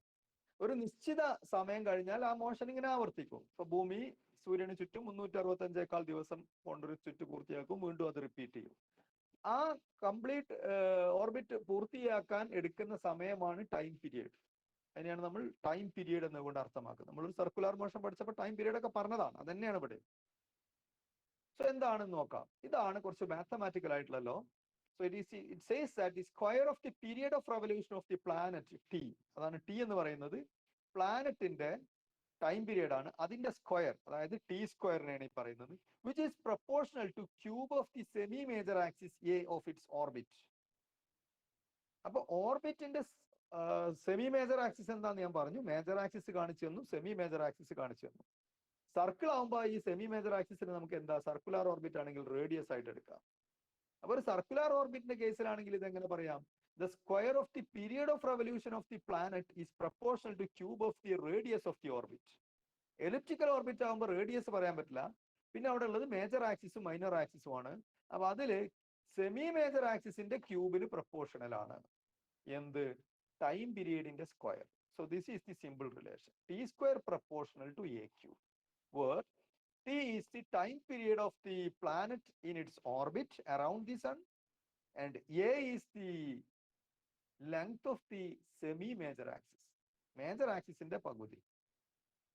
അത് എലിപ്സിന്റെ സെൻട്രൽ നിന്ന് ആപ്ഹീലിയനിലേക്കോ അല്ലെങ്കിൽ പെരിഹീലിയനിലേക്കോ ഉള്ള ദൂരം. That is the length of the semi major axis. നമ്മൾ പ്രോബ്ലം ചെയ്യുമ്പോഴൊക്കെ നമ്മൾ ഈ ചാപ്റ്ററിൽ പ്രോബ്ലം ഇതൊക്കെ ഇത് വെച്ച് ചെയ്യുകയാണെന്നുണ്ടെങ്കിൽ സർക്കുലർ ഓർബിറ്റ് മാത്രമേ കൺസിഡർ ചെയ്യുകയുള്ളൂ. സർക്കുലർ ഓർബിറ്റ് കൺസിഡർ ചെയ്യുമ്പോൾ നിങ്ങൾക്ക് ഒരു വെറും സാങ്കല്പികമാണെന്നും തോന്നണ്ട. എലിപ്റ്റിക്കൽ എന്ന് നമ്മൾ പറയുമെങ്കിലും മോസ്റ്റ് ഓഫ് ദി പ്ലാനറ്ററി വലിയ അങ്ങോട്ടുള്ള ജോവിയൻ പ്ലാനറ്റ്സിനൊക്കെ നല്ല എക്സെൻട്രിക് ഇതുണ്ട്. നമ്മളുടെ എർത്തിന്റെ ഒക്കെ ഓർബിറ്റ് അത്ര എലിപ്റ്റിക്കൽ ആണെങ്കിൽ പോലും അതിന് സർക്കിളിൽ നിന്നുള്ള ഡീവിയേഷൻ വളരെ കുറവാണ്. അതുകൊണ്ട് ഒരു സർക്കുലർ ഓർബിറ്റ് അപ്രോക്സിമേഷൻ മൂണിനെയൊക്കെ സംബന്ധിച്ച് അത് വളരെ കറക്റ്റ് ആണ്, അത്യാവശ്യം കറക്റ്റ് ആണ്. ചെറിയ എക്സെൻട്രിസിറ്റിയേ ഉള്ളൂ മൂണിന്റെയൊക്കെ ഓർബിറ്റ്. നമ്മളെപ്പോഴും സർക്കുലർ ഓർബിറ്റിലേക്കാണ് പോവുക. അപ്പൊ ഈ സെമി മേജർ ആക്സിസ് എന്നുള്ളത് അവിടെ എന്താകും? ഓർബിറ്റിന്റെ റേഡിയസ് ആകും. Okay, so these are the 3 laws of Kepler. മനസ്സിലാക്കിയല്ലോ? ഇത് ഉപയോഗിച്ച് പ്രോബ്ലംസ് ഒക്കെ ചോദിക്കാറുണ്ട് കേട്ടോ. ഞാനിപ്പോൾ പ്രോബ്ലംസ് ഒന്നും എടുത്തിട്ടില്ല, ഫോക്കസ് ഏരിയയുടെ പുറത്തുള്ള ഭാഗമായതുകൊണ്ട് ഇതിന്റെ പ്രൂഫ് ഉണ്ട്. ഇനി ന്യൂട്ടന്റെ നിയമം ഉപയോഗിച്ച് കെപ്ലറുടെ മൂന്ന് ചലന നിയമത്തിൽ മാത്തമാറ്റിക്കൽ ആയിട്ടുള്ള ഒന്ന് ഒന്ന് നമുക്കിപ്പോൾ പ്രൂവ് ചെയ്യാൻ പറ്റില്ല. എലിപ്റ്റിക് ഓർബിറ്റ് എലിപ്സ് ആണ് എന്നുള്ളത് നമ്മുടെ ഇപ്പോഴത്തെ മാത്തമാറ്റിക്സ് വെച്ച് പ്രൂവ് ചെയ്യാൻ പറ്റില്ല. പക്ഷെ നമുക്ക് ഒരു കാര്യം മനസ്സിലാക്കാം, അങ്ങനെ കംപ്ലീറ്റ് ചുറ്റണമെങ്കിൽ സർക്കുലർ ഓർബിറ്റ് ആണ് എന്നുള്ളത് നമ്മൾ യൂണിഫോം സർക്കുലർ മോഷൻ പഠിച്ചപ്പോൾ അത് നമുക്ക് അറിയാം. എലിപ്റ്റിക്കൽ ഓർബിറ്റുകൾ പ്രൂവ് ചെയ്യാൻ നമുക്ക് ഇപ്പോഴത്തെ മാത്തമാറ്റിക്സ് മതിയാവില്ല, നിങ്ങൾ പിന്നീട് പഠിക്കുമ്പോൾ അത് കിട്ടും. പിന്നെ കോണിക് സെക്ഷൻസിന്റെ മറ്റ് ഡാറ്റ ഇക്വേഷൻസ് ഉപയോഗിച്ച് നമുക്ക് ഈസി ആയിട്ട് പ്രൂവ് ചെയ്യുകയൊക്കെ ചെയ്യാം. അത്ര എളുപ്പമല്ല, പക്ഷെ നിങ്ങളുടെ കോഴ്സിൽ അത് ആവശ്യമില്ല. രണ്ടാമത്തത് ഏരിയൽ വെലോസിറ്റി കോൺസ്റ്റന്റ് ആണ് എന്നുള്ള കെപ്ലറുടെ നിയമം ഞാൻ പറഞ്ഞു. ആംഗുലാർ മൊമെന്റം കൺസർവേഷൻ ഉപയോഗിച്ചിട്ട് നിങ്ങളുടെ ടെക്സ്റ്റ് ബുക്കിൽ തന്നെ പ്രൂഫ് ഉണ്ട്. ഇതും നിങ്ങൾക്ക് ഈസി ആയിട്ട് പ്രൂവ് ചെയ്യാം. നിങ്ങൾക്ക് പ്രൂവ് ചെയ്യുന്നുണ്ട്, മുമ്പ് ചെയ്യാറുണ്ട്. ഫോക്കസ് ഏരിയയുടെ റെസ്ട്രിക്ഷനും ഒക്കെ ഉള്ളത് കൊണ്ട് ഞാനിത് ഇവിടെ നിർത്തുകയാണ്. അപ്പൊ ദീസ് ആർ ദി. പക്ഷെ ഒരു കാര്യം നിങ്ങൾ മറക്കരുത്, കെപ്ലറുടെ നിയമങ്ങൾ ഫോക്കസ് ഏരിയയുടെ പുറത്തുനിന്ന് ധാരാളം ചോദ്യങ്ങളുണ്ട്. 80 മാർക്ക് കഴിഞ്ഞാൽ ബാക്കി 40 മാർക്കിനൊക്കെ ഫോക്കസ് ഏരിയയുടെ പുറത്ത് തന്നെയാണ് ചോദിക്കുക. അപ്പോൾ അത്തരം ചോദ്യങ്ങളൊക്കെ വരാൻ സാധ്യതയുള്ളതാണ്. ഈ ചാപ്റ്ററിനെ ബേസ് ചെയ്തിട്ട് കെപ്ലറുടെ നിയമങ്ങളെ കുറിച്ച് ചോദിക്കാം. ഇല്ലെങ്കിലും നിങ്ങൾ അറിഞ്ഞിരിക്കേണ്ട നിയമമാണ്, നിർബന്ധമായും ഫിസിക്സ് പഠിക്കുന്ന ഏതൊരു കുട്ടിയും അറിഞ്ഞിരിക്കേണ്ടതാണ്. നമ്മൾ ഇത്രയും കാലം പഠിച്ചതൊക്കെ സാങ്കല്പികമായ കല്ല് മൂവ് ചെയ്യുന്നതും കല്ല് അങ്ങോട്ട് മൂവ് ചെയ്യുന്നതും കാർ ഇങ്ങോട്ട് വരുന്നതും ഇങ്ങനെയൊക്കെയുള്ള ഓൺലി പേപ്പർ പ്രോബ്ലംസ്, കടലാസ് പ്രോബ്ലംസ് ആണ് പഠിച്ചത്. And this comes to something very close to your real life experience. ഇത് നമ്മൾ കുറെ കൂടി ബിഗ് തിങ് ആണ്. അപ്പൊ അതുകൊണ്ട് തന്നെ നമ്മൾ പഠിച്ചത് അപ്ലൈ ചെയ്യുന്ന കുറച്ച് കാര്യമായ ഒരു ഏരിയയാണ് ഈ ഗ്രാവിറ്റേഷൻ എന്നുള്ള ചാപ്റ്റർ. നമ്മൾ പ്ലാനറ്റ്സിന്റെ മോഷനെ കുറിച്ചൊക്കെയാണ് പറയുന്നത്. Which is the happening in our day to day life, we are observing it.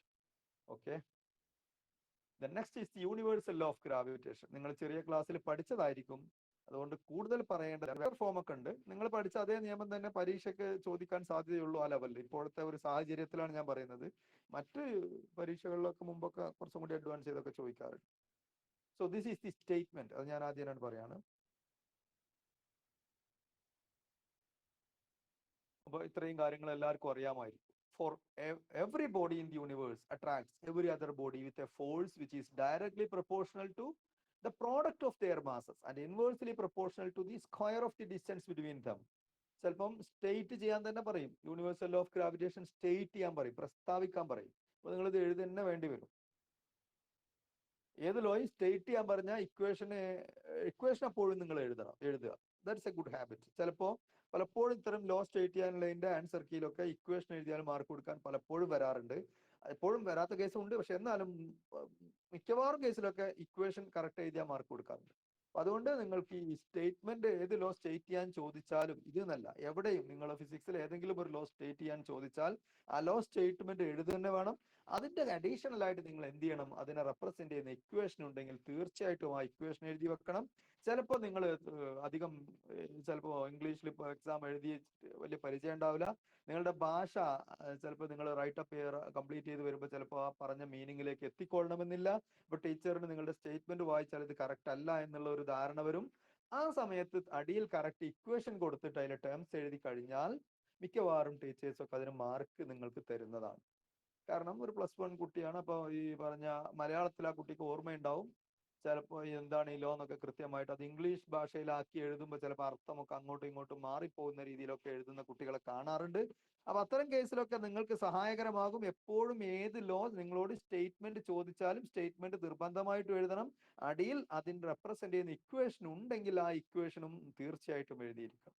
അപ്പൊ ഇവിടെ യൂണിവേഴ്സൽ ലോ ഓഫ് ഗ്രാവിറ്റേഷൻ നിങ്ങളോട് സ്റ്റേറ്റ് ചെയ്യാൻ പറഞ്ഞാൽ നിങ്ങൾ every body in the universe attracts every other body with a force which is directly proportional to the product of their masses and inversely proportional to the square of the distance between them എന്ന് എഴുതിയിട്ട് നിങ്ങൾ F proportional to m1 m2 by r square എന്നെങ്കിലും എഴുതി വെക്കണം. Okay, ഇത് എഴുതിയാലും മതി. അപ്പൊ ഇതാണ് ന്യൂട്ടന്റെ ഏറ്റവും പ്രശസ്തമായ universal law of gravitation. Okay, 1600കളിൽ ന്യൂട്ടൺ പബ്ലിഷ് ചെയ്ത ഈ നിയമം 1920കളുടെ അല്ലെങ്കിൽ 1910-20 കാലഘട്ടത്തിൽ ഐൻസ്റ്റീന്റെ ജനറൽ തിയറി ഓഫ് റിലേറ്റിവിറ്റി വരുന്നത് വരെ പ്രപഞ്ചത്തെക്കുറിച്ചുള്ള പഠനത്തിൽ അനിഷേധ്യമായ ഒരു സത്യമായിരുന്നു ഇത്. ഇതിലപ്പുറത്തേക്കൊന്നില്ല എല്ലാത്തിനും. ഇന്നും നമ്മൾ പ്രാക്ടിക്കൽ ആയിട്ടുള്ള പല പർപ്പസിനും ഈ നിയമം തന്നെയാണ് ഉപയോഗിക്കുക. റിലേറ്റിവിറ്റി ഒക്കെ അപ്ലൈ ചെയ്യുന്നത് അത്രയും ആവശ്യമുള്ള കേസുകളിൽ മാത്രമാണ്. ഡേ ടു ഡേ ലൈഫിലുള്ള പല പ്ലാനറ്ററി ആയിട്ടുള്ള സാറ്റലൈറ്റ്സിനെയൊക്കെ ലോഞ്ച് ചെയ്യാനൊക്കെ ഉള്ള കാൽക്കുലേഷൻസിലൊക്കെ ദിസ് ലോ ഇസ് ഇനഫ്. അപൂർവ കേസുകളിൽ GPS പോലെയുള്ള ഇതിലൊക്കെയാണ്, ടെക്നോളജികളിലൊക്കെയാണ് നമ്മൾ റിലേറ്റിവിറ്റിയുടെ ജനറൽ റിലേറ്റിവിറ്റിയുടെ കറക്ഷൻസ് ഒക്കെ ആഡ് ചെയ്യേണ്ടി വരാറുള്ളൂ. അല്ലാത്തതിലൊക്കെ ഇന്നും ന്യൂട്ടന്റെ ഈ നിയമം തന്നെ ഉപയോഗിച്ചാൽ നമുക്ക് ആവശ്യമുള്ള ആക്യുറസിയിൽ എല്ലാ ഓർബിറ്റുകളിലും നമുക്ക് സാറ്റലൈറ്റ്സിനെ ലോഞ്ച് ചെയ്യാനും ഒക്കെ പറ്റുന്നുണ്ട്. ഓക്കെ, ഇനി ഒരു കാര്യം മനസ്സിലാക്കേണ്ടത്, ന്യൂട്ടൺ ഈ ഗ്രാവിറ്റേഷണൽ ലോ പറയുന്നത് 2 പോയിന്റ് മാസുകൾക്കാണ്. ഇക്വേഷൻ പറയുന്നത് ന്യൂട്ടന്റെ നിയമം എല്ലാ ബോഡീസും അട്രാക്ട് ചെയ്യേണ്ടത് തന്നെയാണ്. പക്ഷെ ഇക്വേഷൻ എഴുതിയിട്ടുള്ളത് four 2 point masses M1 and M2. അപ്പൊ എർത്തും മൂണും തമ്മിൽ എന്ന് പറയുമ്പോൾ ഒരു പ്രശ്നം വരും, കാരണം എർത്തും മൂണും പോയിന്റ് മാസ് അല്ല. പക്ഷെ 2 പോയിന്റ് മാസുകൾ തമ്മിലുള്ള ഫോഴ്സിനുള്ള ഇക്വേഷൻ ന്യൂട്ടൺ പറഞ്ഞു തന്നു. That is F is equal to F proportional to M1 M2 by R square. F is equal to G M1 M2 by R square. ഇതിലുള്ള ടേംസ് ഒക്കെ നിങ്ങൾക്ക് അറിയാം. F ഗ്രാവിറ്റേഷണൽ ഫോഴ്സ് ആണ്, M1 M2 എന്ന് പറയുന്ന 2 ആ ഗ്രാവിറ്റേഷണൽ ഫോഴ്സ് അനുഭവപ്പെടുന്ന 2 point മാസുകളാണ്. R അവ തമ്മിലുള്ള അകലമാണ്. So G is called the universal gravitation constant and its value is 6.67 into 10 raised to minus 11 Newton meter square per kilogram square. ഇവിടെ metre small ആക്കണം. Minute, let me correct it.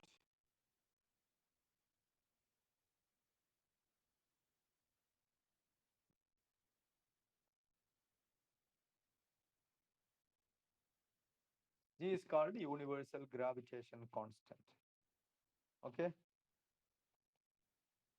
ഇതാണ് ന്യൂട്ടന്റെ universal law of gravitation. ചോദിച്ചാൽ ഇതുപോലെ തന്നെ എഴുതണം. ഈ value ഓർത്തിരിക്കണം. ക്ലാർക്സ് ടേബിൾ ഉണ്ട്, പറ്റുമെങ്കിൽ അത് മെമ്മറൈസ് ചെയ്ത് വെക്കുക. It is 6.67 into 10 raised to minus 11. ജിയുടെ യൂണിറ്റ് വൺ വേർഡ് ആയിട്ടും ഒബ്ജക്റ്റീവ് ആയിട്ടും ഒക്കെ ചോദിക്കാറുണ്ട് പലപ്പോഴും. Newton metre square per kilogram square എന്ന് വരും.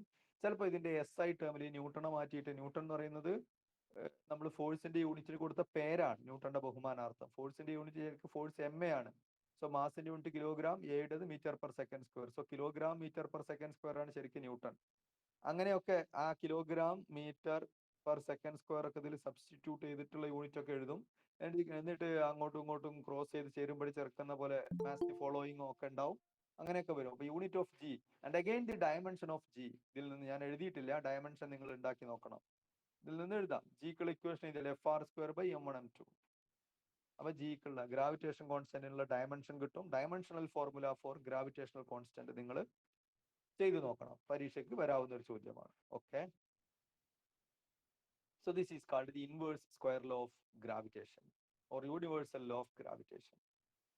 Okay, ഇപ്പൊ ഇത് പഠിച്ചത് ദ ഫോഴ്സിന്റെ മാഗ്നിറ്റ്യൂഡ് ആണ് തന്നിട്ടുള്ളത്. ഫോഴ്സിന്റെ ഡയറക്ഷൻ ഫോഴ്സ് ആക്ട് ചെയ്യുന്നത് ഇവ രണ്ടും ജോയിൻ ചെയ്യുന്ന അതേ ലൈനിലാണ്. അപ്പൊ ഫോഴ്സ് ഒരു വെക്ടർ ആയതുകൊണ്ട് ഇതിന്റെ വെക്ടർ ഇക്വേഷൻ നമ്മൾ എഴുതണം. അതാണ് അടുത്തത്. വെക്ടർ ഇക്വേഷൻ പ്രയാസമുള്ളവർ ഇത് മാത്രം പഠിക്കുക. വെക്ടർ ഇക്വേഷൻ എങ്ങനെയാണ് എഴുതുക എന്നുള്ളതാണ്. 2 മാസ് കൺസിഡർ ചെയ്യുക. M1 M2 are the 2 point masses. Okay, അവ തമ്മിലുള്ള ഡിസ്റ്റൻസിനെ ഞാൻ R12 എന്ന് വിളിച്ചു. ഇത് വെക്ടർ അല്ല, ഡിസ്റ്റൻസ് ആണ്. R12 എന്ന് പറഞ്ഞാൽ M1ഉം M2ഉം തമ്മിലുള്ള അകലം എന്നർത്ഥം. വെക്ടർ R12 എന്നിട്ടാൽ അതുകൊണ്ട് നമ്മുടെ കൺവെൻഷൻ, പലരും പല കൺവെൻഷൻ എടുക്കും. നമ്മൾ വെക്ടർ R12 എന്ന് പറഞ്ഞാൽ the distance from mass M1 to M2, M1ൽ നിന്ന് M2ലേക്കുള്ള ഡയറക്ഷനെയാണ്, ആ വെക്ടർ ഡിസ്റ്റൻസിനെയാണ് വെക്ടർ R12 എന്ന് പറയുന്നത്. വെക്ടർ R21 എന്ന് പറഞ്ഞാൽ M2ൽ നിന്ന് M1ലേക്ക് പോയിന്റ് ചെയ്യുന്ന ഡിസ്റ്റൻസ് വെക്ടർ, ഡിസ്റ്റൻസ് ആ വെക്ടർ ആയിട്ട് വരച്ചാൽ അതിനെയാണ് R21 എന്ന് വിളിക്കുക. അങ്ങനെയാണ് നമ്മുടെ കൺവെൻഷൻ. F12 എന്ന് പറഞ്ഞാൽ അവിടെ നമ്മൾ അർത്ഥമാക്കുന്നത് force on mass M1 due to M2. ആദ്യം വരുന്ന ആളാണ് ഫോഴ്സ് അനുഭവപ്പെടുന്ന ആള്, രണ്ടാമത് എഴുതുന്ന ആളാണ് ഫോഴ്സ്, അയാളിൽ ഫോഴ്സ് കൊടുക്കുന്ന ആള്. ആദ്യം ഫോഴ്സ് അനുഭവിക്കുന്ന ആള്, രണ്ടാമത് ബലം ചെലുത്തപ്പെടുന്ന ആള്. ആരാണോ ഫോഴ്സ് കൊടുക്കുന്നത് അയാളാണ് രണ്ടാമത് എഴുതുക. അങ്ങനെയാണ് നമ്മളെ നോട്ടേഷൻ. സോ F12 ഞാൻ എഴുതിയാൽ അതിന്റെ അർത്ഥം force on mass M1 due to mass M2 എന്നാണ്. ഇങ്ങനെയാണ് നമ്മൾ നൊട്ടേഷൻസ് പ്രത്യേകം ശ്രദ്ധിക്കണം. So R12 unit vector R12 എന്ന് ഇവിടെ ഞാൻ എഴുതി, കണ്ടോ, ഈ ഡയറക്ഷനിൽ. അപ്പൊ R12 എന്ന് പറഞ്ഞാൽ M1ൽ നിന്ന് M2ലേക്ക് പോയിന്റ് ചെയ്യുന്ന യൂണിറ്റ് മാഗ്നിറ്റ്യൂഡുള്ള vector, that is R12 cap, unit vector R12. അതേപോലെ R21 ഉണ്ട്, ദിസ് ഈസ് R21, M2ൽ നിന്ന് M1ലേക്ക്. വെക്ടേഴ്സ്, യൂണിറ്റ് വെക്ടേഴ്സ് അല്ലെങ്കിൽ പൊസിഷൻ വെക്ടേഴ്സ് ഒക്കെ എഴുതുമ്പോൾ നമ്മൾ ഇങ്ങനെ ഈ നൊട്ടേഷൻ ആണ് ഞാൻ ഉപയോഗിക്കുന്നത്. ഫോഴ്സിന്റെ വെക്ടർ എഴുതുമ്പോൾ F21 എന്ന് എഴുതിയാൽ force on mass M2 due to mass M1. പ്രത്യേകം ഓർക്കുക. ആ നൊട്ടേഷൻസ് ഒരിക്കലും കൺഫ്യൂഷൻ ഉണ്ടാക്കരുത്. എങ്ങനെ പറഞ്ഞാലും കുട്ടികൾക്ക് കൺഫ്യൂഷൻ ഉണ്ടാവും. അതുകൊണ്ട് നല്ലോണം ശ്രദ്ധിക്കുക. അപ്പൊ ഇത് ചിത്രം നോക്കിയാൽ അറിയാം R12 R21 ഓപ്പോസിറ്റ്ലി ഡയറക്റ്റഡ് ആണ്. രണ്ടിന്റെയും മാഗ്നിറ്റ്യൂഡ് ഒന്നാണ്. So I can write R12 cap is equal to minus R21 cap. Okay, അത് ക്ലിയർ ആണല്ലോ പിക്ചർ. ഇനി നമ്മൾ വെക്ടർ ഇക്വേഷൻ എഴുതാൻ പോവാം. എന്തിനുള്ള? M1 M2 തമ്മിലുള്ള ഗ്രാവിറ്റേഷണൽ ഫോഴ്സ് ഓഫ് അട്രാക്ഷൻ. ഒരു കാര്യം പ്രത്യേകം ശ്രദ്ധിക്കണം, gravitational force is always attractive force. നമ്മൾ പഠിച്ച എലമെന്ററി ഫോഴ്സിൽ പല ഫോഴ്സുകളും അട്രാക്റ്റീവ് റിപ്പൾസീവ് ഒക്കെ ഉണ്ട്. പക്ഷെ gravitational force, as far as we know, gravitational force is always attractive. Attractive force മാത്രമാണ്. That is the important property of gravitational force. You cannot have two masses which repel each other. പരസ്പരം വികർഷിക്കുന്ന മാസുകളെ കാണാൻ പറ്റില്ല. മാസുകളൊക്കെ പരസ്പരം ആകർഷിക്കുക മാത്രമേ ചെയ്യുകയുള്ളൂ. So that's A very important property of gravitational force which is always attractive. അങ്ങനെ തന്നെ പറയാം, law of gravitational force of attraction തന്നെ പറയാം. ഞാൻ അത് ചുരുക്കിയിട്ട് ഗ്രാവിറ്റേഷണൽ ഫോഴ്സ് മാത്രമേ പറയാറുള്ളൂ. ഓക്കെ, അപ്പൊ ഇവ തമ്മിലുള്ള ഗ്രാവിറ്റേഷണൽ ഫോഴ്സിനുള്ള ഇക്വേഷൻ എഴുതിയാൽ F21 നോക്കൂ, F21 ആണ്. ഏതും എഴുതുക, F12 എഴുതുക, F21 എഴുതുക. F21 എന്ന് പറഞ്ഞാൽ M2ലുള്ള ഫോഴ്സ് ആണ്. ആര് കൊടുക്കുന്ന ഫോഴ്സ് ആണ്? M1 കൊടുക്കുന്ന ഫോഴ്സ് ആണ്. അത് ഏത് ഡയറക്ഷനിലായിരിക്കും? M1ലേക്ക് M2നെ ആകർഷിക്കുകയാണ്. അപ്പൊ ഈ ഡയറക്ഷനിലായിരിക്കും, അലോങ് R21 ആയിരിക്കും. അലോങ് R21 ആയിരിക്കും. പക്ഷെ ഇവിടെ ഞാൻ R12 എന്നാണ് എഴുതി, അതുകൊണ്ട് ഇവിടെ മൈനസ് വന്നു. Okay, so G M1 M2 by R12 square into R12 cap, അല്ലെങ്കിൽ G M1 M2 by R21 square into R21 cap. Okay, മനസ്സിലായല്ലോ? എങ്ങനെയും എഴുതാം. F21 നൊട്ടേഷൻ ശ്രദ്ധിക്കുക. F21 is the gravitational force on mass M2 by mass M1. M1 എന്ന mass M2വിൽ ചെലുത്തുന്ന gravitational force, അല്ലെങ്കിൽ M2 എന്ന് പറയുന്ന മാസിലെ M1 ആകർഷിക്കുന്ന ഗ്രാവിറ്റേഷണൽ ഫോഴ്സ്, അതാണ് F21.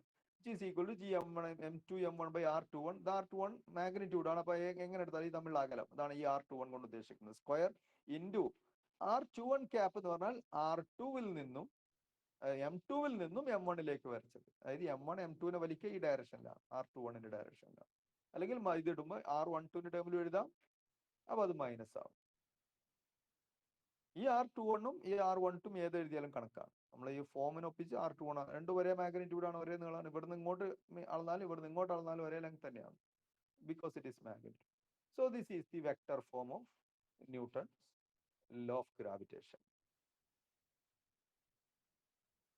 ഇതിൽ നിന്ന് ഒരു കാര്യം കൂടി മനസ്സിലാക്കാം. F21 എഴുതി, അതേപോലെ F12 എഴുതാൻ പോകും. F12 പറയുമ്പോൾ ഇപ്പൊ എന്താണ്? ഒന്നാമത്തെ M1ൽ M2 എക്സേർട്ട് ചെയ്യുന്ന gravitational force. F12 is equal to G M1 M2 by R12 square into R12 cap. അപ്പൊ ഇതേപോലെ F12 എഴുതാം. ഇവിടെ നമ്മൾ F21 എഴുതിയ ഒക്കെ 21 ആണ്, F12 എഴുതിയപ്പോൾ ഒക്കെ 12 ആണ്. അത്രേ നോക്കേണ്ടതുള്ളൂ. ഇത് നിങ്ങൾ തൽക്കാലം വേണമെന്നില്ല, ഇത് എഴുതിയാൽ മതി. ഇതും എഴുതിയാൽ മതി, ഇതും എഴുതിയാൽ മതി. R12 equal to minus R21 ആണ്. അപ്പൊ അതുകൊണ്ട് ഇവിടെ R12ന് പകരം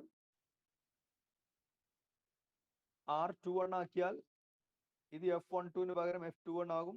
പക്ഷെ R12ന് പകരം മൈനസ് R21 ആണ് കൊടുക്കേണ്ടത്, മൈനസ് F21 എന്നാവും. അതായത് F12 is equal to minus F21. Forces are equal and opposite എന്നർത്ഥം. അങ്ങനെയാണല്ലോ പറഞ്ഞത്.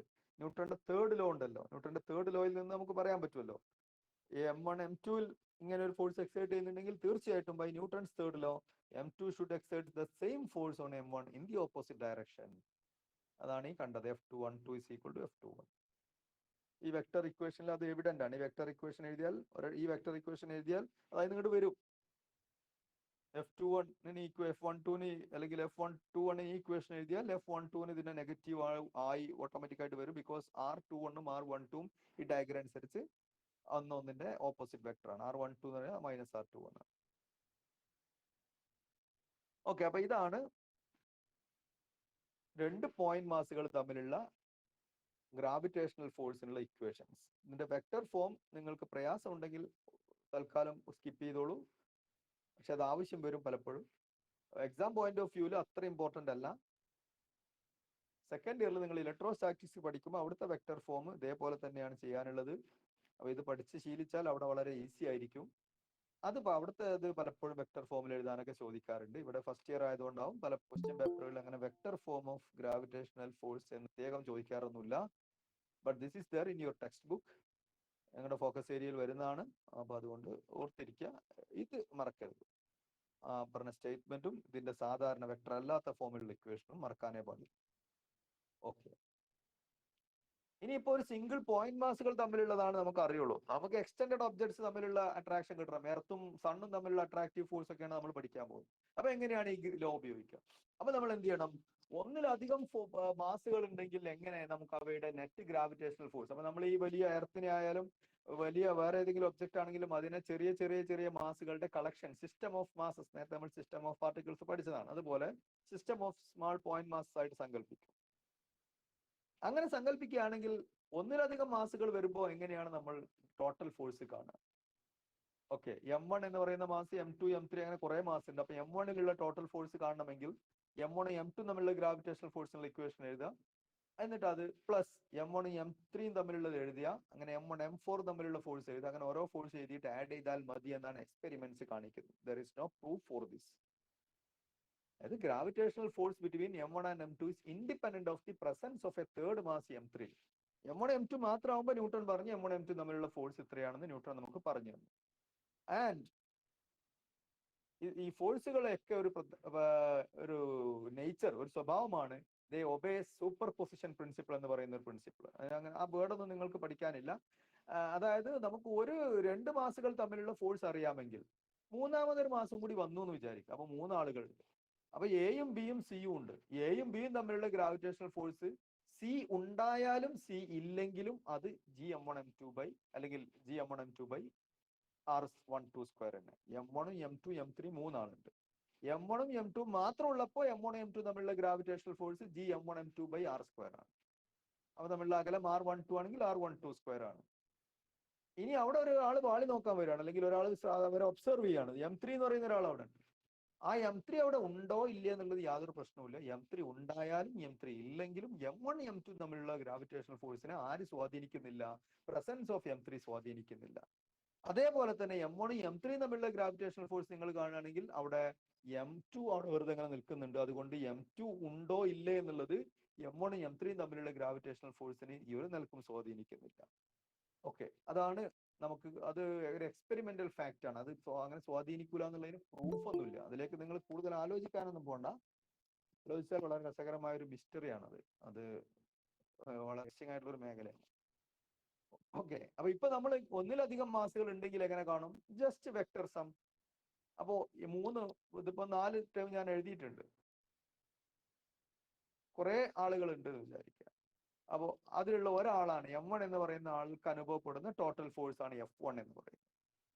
അപ്പൊ അതെന്താണ്? F12 എന്ന് പറഞ്ഞാൽ F11 2 ആക്ട് ചെയ്യുന്ന ഫോഴ്സ്. അപ്പൊ Gm1m2 by R12 square into R12 cap plus ഈ ഇക്വേഷൻ നേരത്തെ നമ്മൾ എഴുതിയ വെക്ടർ ഇക്വേഷൻ ആണ്. അതേപോലെ M1ഉം M3 തമ്മിലുള്ള ഫോഴ്സ് കാണണം. Gm1m3 by R13 square into R13 cap. അടുത്തത് M1 M4 ഉള്ളത് കാണണം. അങ്ങനെ എത്ര മാസ് ഉണ്ടോ ആ മാസുകളൊക്കെ M1ൽ എക്സൈറ്റ് ചെയ്യുന്ന ഫോഴ്സ് കാണുക. അതിന്റെ വെക്ടർ സം കണ്ടാൽ what you will get is the net gravitational force on M1 due to all other masses. ബാക്കിയുള്ള എല്ലാ മാസുകളും കൂടി M1ൽ എക്സൈറ്റ് ചെയ്യുന്ന ഫോഴ്സ് കാണാൻ പറ്റും. അപ്പൊ ഇങ്ങനെയാണ് നമ്മൾ എക്സ്റ്റെൻഡഡ് ബോഡീസിന് ഇത് ഉപയോഗിക്കുക. ഞാൻ നേരിട്ടല്ല, ഇതിന് സമ്മേഷൻ മാറ്റി പലപ്പോഴും ഇന്റഗ്രേഷൻ ഒക്കെ ചെയ്യേണ്ടി വരും. എന്നാലും ഈ പ്രിൻസിപ്പിൾ ഓർത്തിരിക്കുക. പരീക്ഷയ്ക്ക് ഇത് ചോദിക്കാറൊന്നുമില്ല, but it is in there in focus area. ഇതിന്റെ ഒരു ഡയഗ്രാണ് ഈ പറഞ്ഞു. M1 M2 M3 മൂന്നാളെ ഞാൻ കാണിച്ചിട്ടുള്ളൂ. R12 പറഞ്ഞതാണ്, R13 പറഞ്ഞാൽ ഇതാണ്. അപ്പൊ മൂന്നാളാവുമ്പോൾ Gm1m2 by R12 square into R12 cap, Gm1m3 by R13 square into R13 cap. ഈ രണ്ട് ടൈമേൽ വരുള്ളൂ. M1 എമ്മിലുള്ള ടോട്ടൽ ഫോഴ്സ് അല്ല R12 ആണിത്.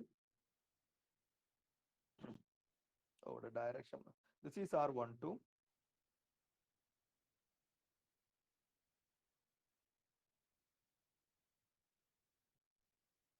ഇത് യഥാർത്ഥത്തിൽ R31 ആണ്. R31 ആണ്. Okay okay okay. അപ്പൊ ഈ ഡയഗ്രം നിങ്ങൾ വരക്കണ്ട, അതിലൊരു തെറ്റുണ്ട്. ഇതിന്റെ ആവശ്യമൊന്നുമില്ല. തെറ്റെന്താ വെച്ചാൽ ഇത് R13 അല്ല, ദിസ് ഈസ് R31. ഈ വെക്ടർ R13 ആണെങ്കിൽ നേരെ തിരിച്ച് വരക്കണം. ഇവിടെ നിന്ന് ഇങ്ങോട്ട് വരക്കണമായിരുന്നു. വരച്ചപ്പോൾ മാറിയിട്ടുണ്ട്. അത് കറക്റ്റ് ചെയ്യണമെങ്കിൽ കുറച്ച് സമയം എടുക്കും, പ്രയാസം. അപ്പൊ ഇപ്പം അത് നിങ്ങൾ വരക്കൊന്നും വേണ്ട. അപ്പോൾ ഇങ്ങനെ 3 മാസുകളുണ്ട്. M1 M2 M3. അപ്പോൾ ഇവിടെ R12 എന്ന് പറഞ്ഞാൽ M1ഉം M2 തമ്മിലുള്ളത് ഇവിടുന്ന് ഇങ്ങോട്ടുള്ള ഡിസ്റ്റൻസ് ആണ്. R13 എന്ന് പറഞ്ഞാൽ ഇവിടുന്ന് ഇങ്ങോട്ടുള്ള M1 M3 തമ്മിലുള്ള ഡിസ്റ്റൻസ് ആണ്. R13 ക്യാപ്പ് എന്ന് പറഞ്ഞാൽ ഇവിടുന്ന് ഇങ്ങോട്ടുള്ള ഈ ഡയറക്ഷന്റെ യൂണിറ്റ് വെക്ടർ ആണ്. R12 ക്യാപ്പ് ആണ് ഇവിടുന്ന് ഇങ്ങോട്ടുള്ള ഡയറക്ഷൻ യൂണിറ്റ് വെക്ടർ. അത്രേ ഉള്ളൂ. അപ്പോൾ അത് നിങ്ങൾ എഴുതണമെന്നില്ല. ഇനി ഇത് ഉപയോഗിച്ചുള്ള ഒരു പ്രോബ്ലം ആണ്. ഇത് വേണമെന്നില്ല. ഈ ഡയഗ്രാം ഇതിൽ ചെറിയൊരു തെറ്റുണ്ട്, അതുകൊണ്ട് ഇത് നിങ്ങൾ ചെയ്യേണ്ടതില്ല. തെറ്റൊന്നുമില്ല. ഇത് ഇൻവേർട്ട് ചെയ്ത് വരക്കണം നിങ്ങൾ വരക്കുന്നുണ്ടെങ്കിൽ. R13 എഴുതിയിട്ട് ഈ ആരോ ഇവിടുന്ന് തുടങ്ങിയിട്ട് ഇങ്ങോട്ട് വരക്കും. അത്രേ ഉള്ളൂ, വേറെ മാറ്റമൊന്നുമില്ല. R1 R2 R3 എന്ന് പറയുന്നത് ഈ കോർഡിനേറ്റ് സിസ്റ്റം വെച്ചിട്ട് M1 M2 M3ന്റെ പൊസിഷൻ വെക്ടേഴ്സ് ആണ്. Vector R1 vector R2 vector R3. ഈ ഒരു കറക്ഷൻ ഓർത്തിരിക്കുക, ഇത് തിരിച്ചാണ് വരക്കേണ്ടത്. ഈ വെക്ടർ M1 ൽ നിന്ന് തുടങ്ങി അല്പം M2ന്റെ ഡയറക്ഷനിൽ ഒരു ആരോ മാർക്ക് ഇടുക. അതാണ് R13 എന്ന് പറയുന്നത്. This is R31. ഈ നീല കളറിലുള്ള വെക്ടർ R31 ആണ്. ഇത് കറക്റ്റ് ആണ്, R12. ഓക്കെ, ക്വസ്റ്റ്യൻ ഇതാണ്. നിങ്ങളുടെ ടെക്സ്റ്റ് ബുക്കിലുള്ള ക്വസ്റ്റ്യൻ ആണ്. അപ്പൊ ഇത് സോൾവ് ചെയ്യാനും കൂടി ഒന്ന് സമയം ഉണ്ടാവുള്ളൂ. ഫോക്കസ് ഏരിയ വരുന്ന സെക്ഷനിൽ വരുന്ന ക്വസ്റ്റ്യൻ ആണ്.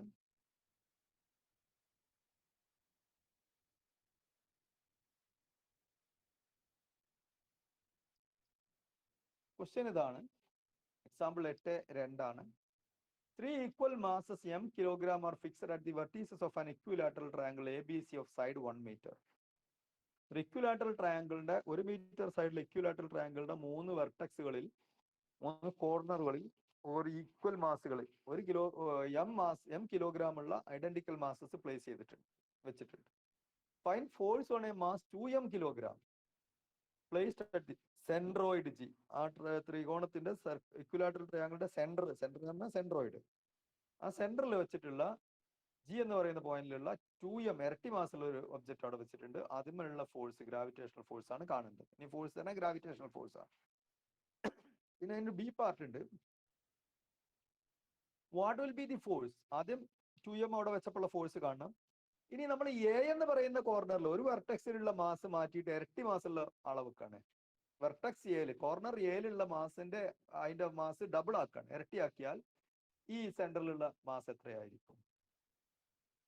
സെന്ററിലുള്ള മാസിലുള്ള ഫോഴ്സ് എത്രയായിരിക്കും? So this is the question. Question number ഇടുക അല്ലെങ്കിൽ എഴുതുകയോ ചെയ്യുക. ജസ്റ്റ് ഇതും കൂടി സോൾവ് ചെയ്യാം നമുക്ക്. ഇതാണ് അതിന്റെ picture. So these are the 3 masses B, A, B, C. അപ്പൊ സെൻട്രോയിഡ് എന്ന് പറഞ്ഞാൽ ഈ ആംഗിൾസ് ബൈസെക്ട് ചെയ്യുന്ന ഈ ലൈൻസ് ഇങ്ങനെ 3 ആംഗിൾ ബൈസെക്ട് ചെയ്ത് വരച്ചാൽ അവ ഒരു കോമൺ പോയിന്റിൽ മീറ്റ് ചെയ്യും. അതാണ് സെൻട്രോയിഡ് എന്ന് പറയുന്നത്. സോ G കിട്ടി, സെൻട്രോയിഡ് ഓഫ് ദി ട്രയാങ്കിൾ. അപ്പൊ ഈ ഇക്വിലാറ്ററൽ ട്രയാങ്കിൾ ആയതുകൊണ്ട് ഈ 3 ആംഗിളും 60 ഡിഗ്രി ആയിരിക്കും. ഇത് ബൈസെക്ടർ ആയതുകൊണ്ട് ഈ 2 ആംഗിളും 30 ഡിഗ്രി ആയിരിക്കും. അതിൽ കൺഫ്യൂഷൻ ഒന്നുമില്ല. നിങ്ങളുടെ ടെക്സ്റ്റിൽ ഇത് വെക്ടർ എടുത്തിട്ട് XY ആക്സിസ് വരച്ചിട്ട് റിസോൾവ് ചെയ്യുന്ന രീതിയിലാണ്. നല്ല മെത്തേഡാണ്.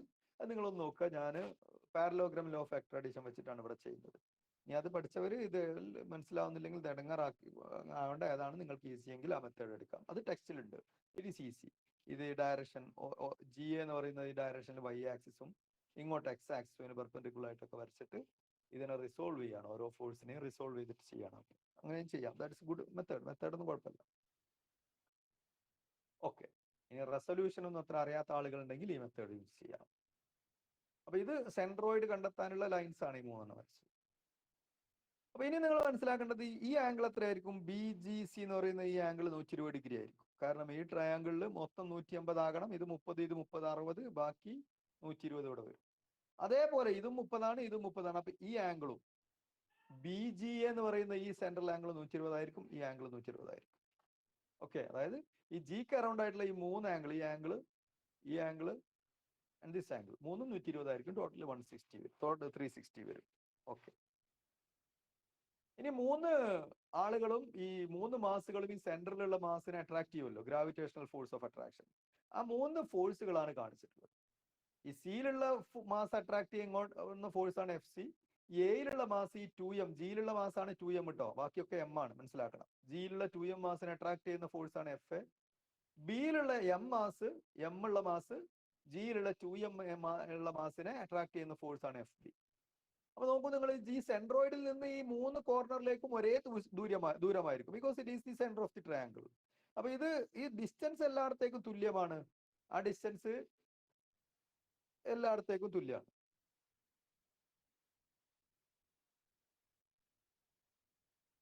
അപ്പോ മൂന്ന് ഫോഴ്സിന്റെയും മാഗ്നിറ്റ്യൂഡ് തുല്യമായിരിക്കും. Magnitude of F A will be equal to magnitude of F B will be equal to magnitude of F C. Now 2m mass is placed at point G. Correct ആണ്, നമുക്കറിയാം. Angle B G C equal to angle B G equal to angle A G. ഇതിട്ടത് angle ആട്ടോ, less than greater ദാന്റെ ചിഹ്നമാണ് ഞാൻ ഉപയോഗിച്ചത്. But it stands for angle. Angle B G C equal to angle B G equal to angle A G C equal to 120. ഞാൻ പറഞ്ഞു. ഇവിടെ ഒരു മിസ്റ്റേക്ക് വന്നിട്ടുണ്ട്. A G equal to B G equal to C G equal to 1 metre, equal to A equal to 1 metre എന്ന് പറഞ്ഞിട്ടുണ്ട്. അപ്പോ അത് side ആണല്ലോ, സൈഡ് 1 മീറ്റർ എന്നാണല്ലോ ക്വസ്റ്റ്യനിലുള്ളത്.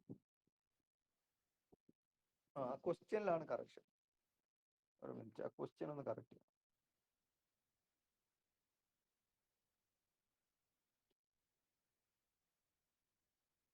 സൈഡ് 1 മീറ്റർ എന്നല്ല, ഈ ക്വസ്റ്റ്യനിൽ ഒരു ചെറിയ കറക്ഷൻ ഉണ്ട്. I'm sorry.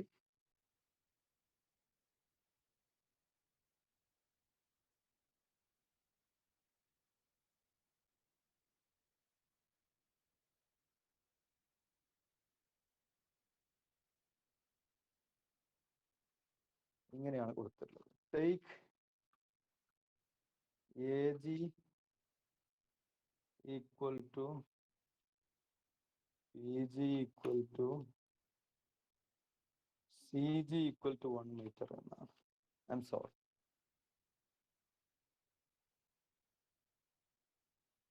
So this is the question.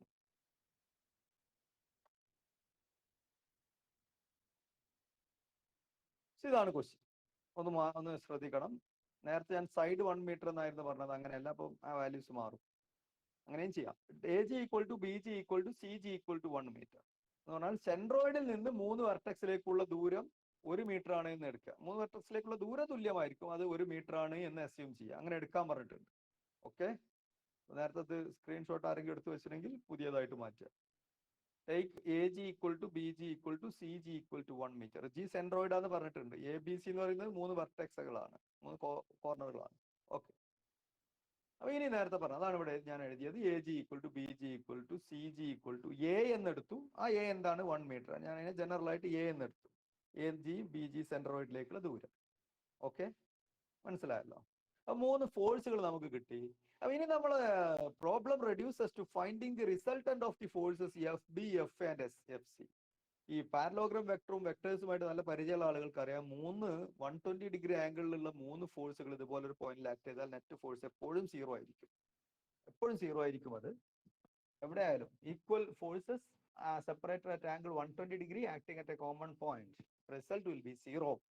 Net force 0 ആയിരിക്കും. അത് പ്രൂവ് ചെയ്യാനാണ് ഇനി പോകുന്നത്.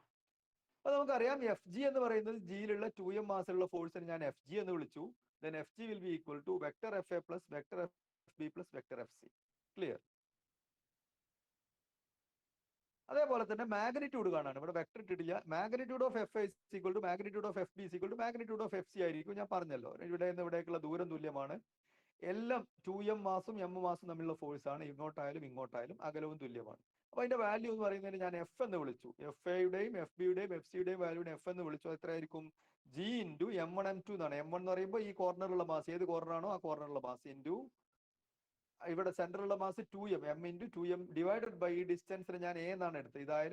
ഇതായാലും ഏത് 3 ഡിസ്റ്റൻസ് ചെയ്യാണ്. അപ്പൊ 2gm² ബൈ a സ്ക്വയർ എന്ന് കിട്ടും. ഇതിന്റെ വാല്യൂ 2gm² എന്ന് വരും. Because a is equal to 1. അങ്ങനെ എഴുതിയാലും കുഴപ്പമില്ല. 2gm². അത് മനസ്സിലായല്ലോ. അപ്പൊ എഫിന്റെ വാല്യൂ 2gm² ആണ്. അത് തന്നെയാണ് എഫ് എന്റെ വാല്യൂ, അത് തന്നെയാണ് എഫ് ബിന്റെ വാല്യൂ, അത് തന്നെയാണ് എഫ് സിന്റെ വാല്യൂ. മാഗ്നിറ്റ്യൂഡ്സ്. ഇനി ഞാൻ ഈ ജി എന്ന് പറയുന്ന പോയിന്റ് അങ്ങോട്ട് മാറ്റുകയാണ്. എന്നിട്ട് എക്ക് പകരം അതിന് എ ഡാഷ് എന്നും ബി ഡാഷ് എന്നും സി ഡാഷ് എന്നും കൊടുത്തിട്ട് 3 വെക്ടേഴ്സിനെ മാറ്റി വരയ്ക്കുകയാണ്. Redraw 3 forces acting on them on the 2m mass at point G. G എന്ന് പറയുന്ന പോയിന്റിൽ 2m മാസിൽ ആക്ട് ചെയ്യുന്ന 3 ഫോഴ്സുകളെ മാറ്റി വരയ്ക്കണം. മാറ്റി വരയ്ക്കുമ്പോൾ എന്താണ് പ്രശ്നം? മാറ്റി വരയ്ക്കുമ്പോൾ എന്താ ശ്രദ്ധിക്കേണ്ടത്? ഓരോ വെക്ടറിനെയും മാറ്റി വരയ്ക്കുമ്പോൾ അതേ ലെങ്ത്തും അതേ ഡയറക്ഷനും ആയിരിക്കണം.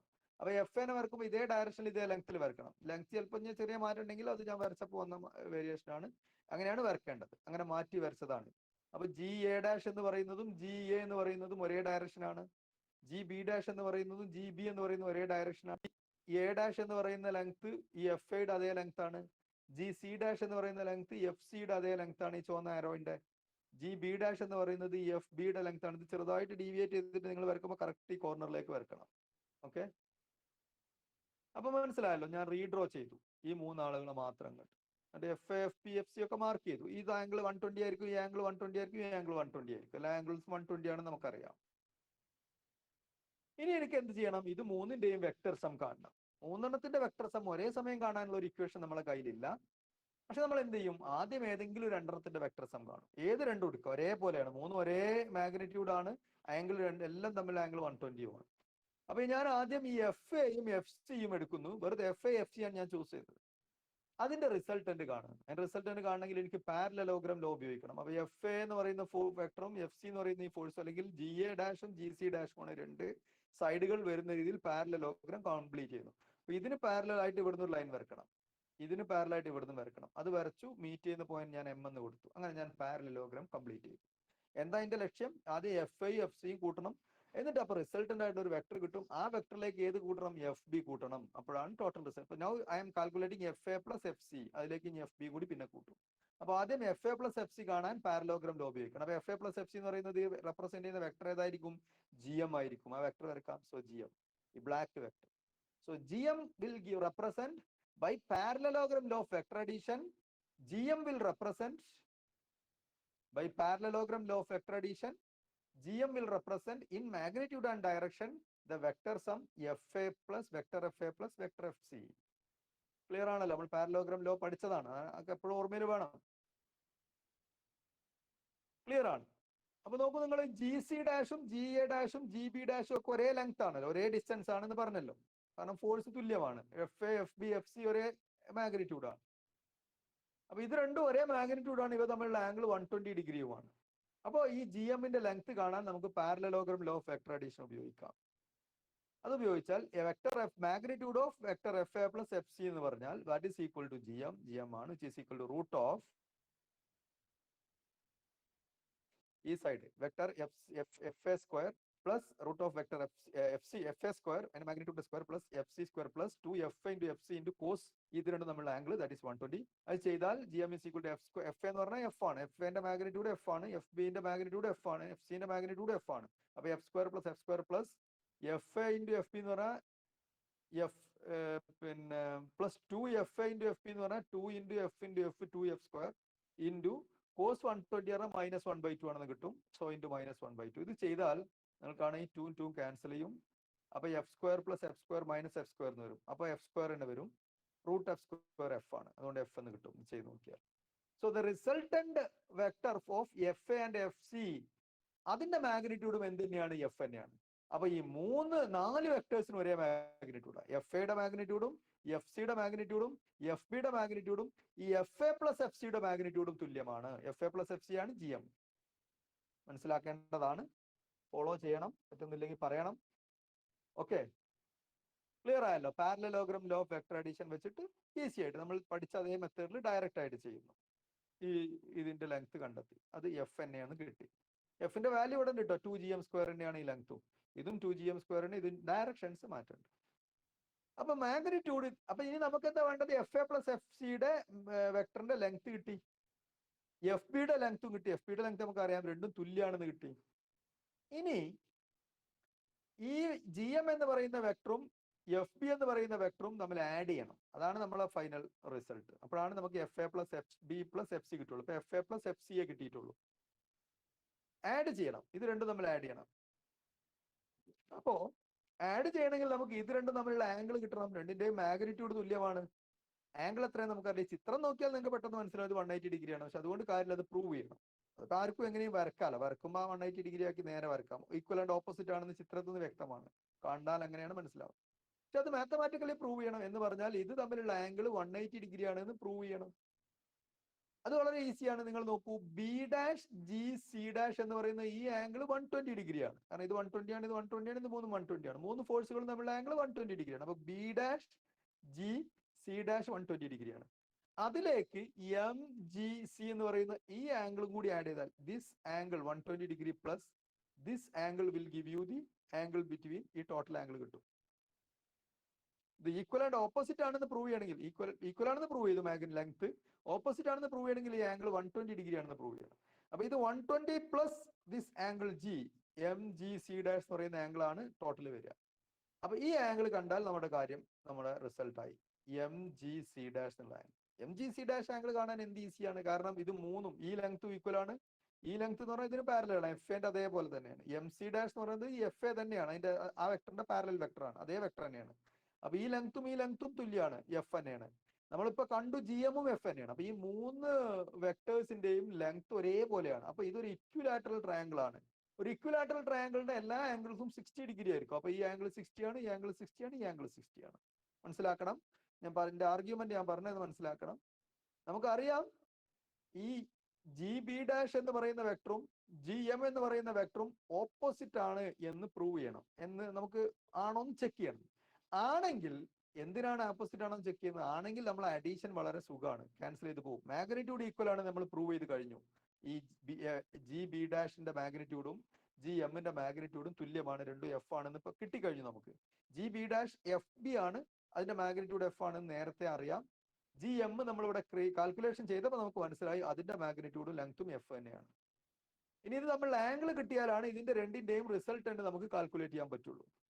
അപ്പൊ ആ ആംഗിൾ കിട്ടണമെങ്കിൽ this angle plus this angle M G C ആണ്. ആംഗിൾ എം ജി സി 60 ഡിഗ്രിയാണ്, കാരണം എം ജി സി ഡാഷ് എന്ന് പറയുന്നത് angle M G C dash 60 ഡിഗ്രിയാണ്.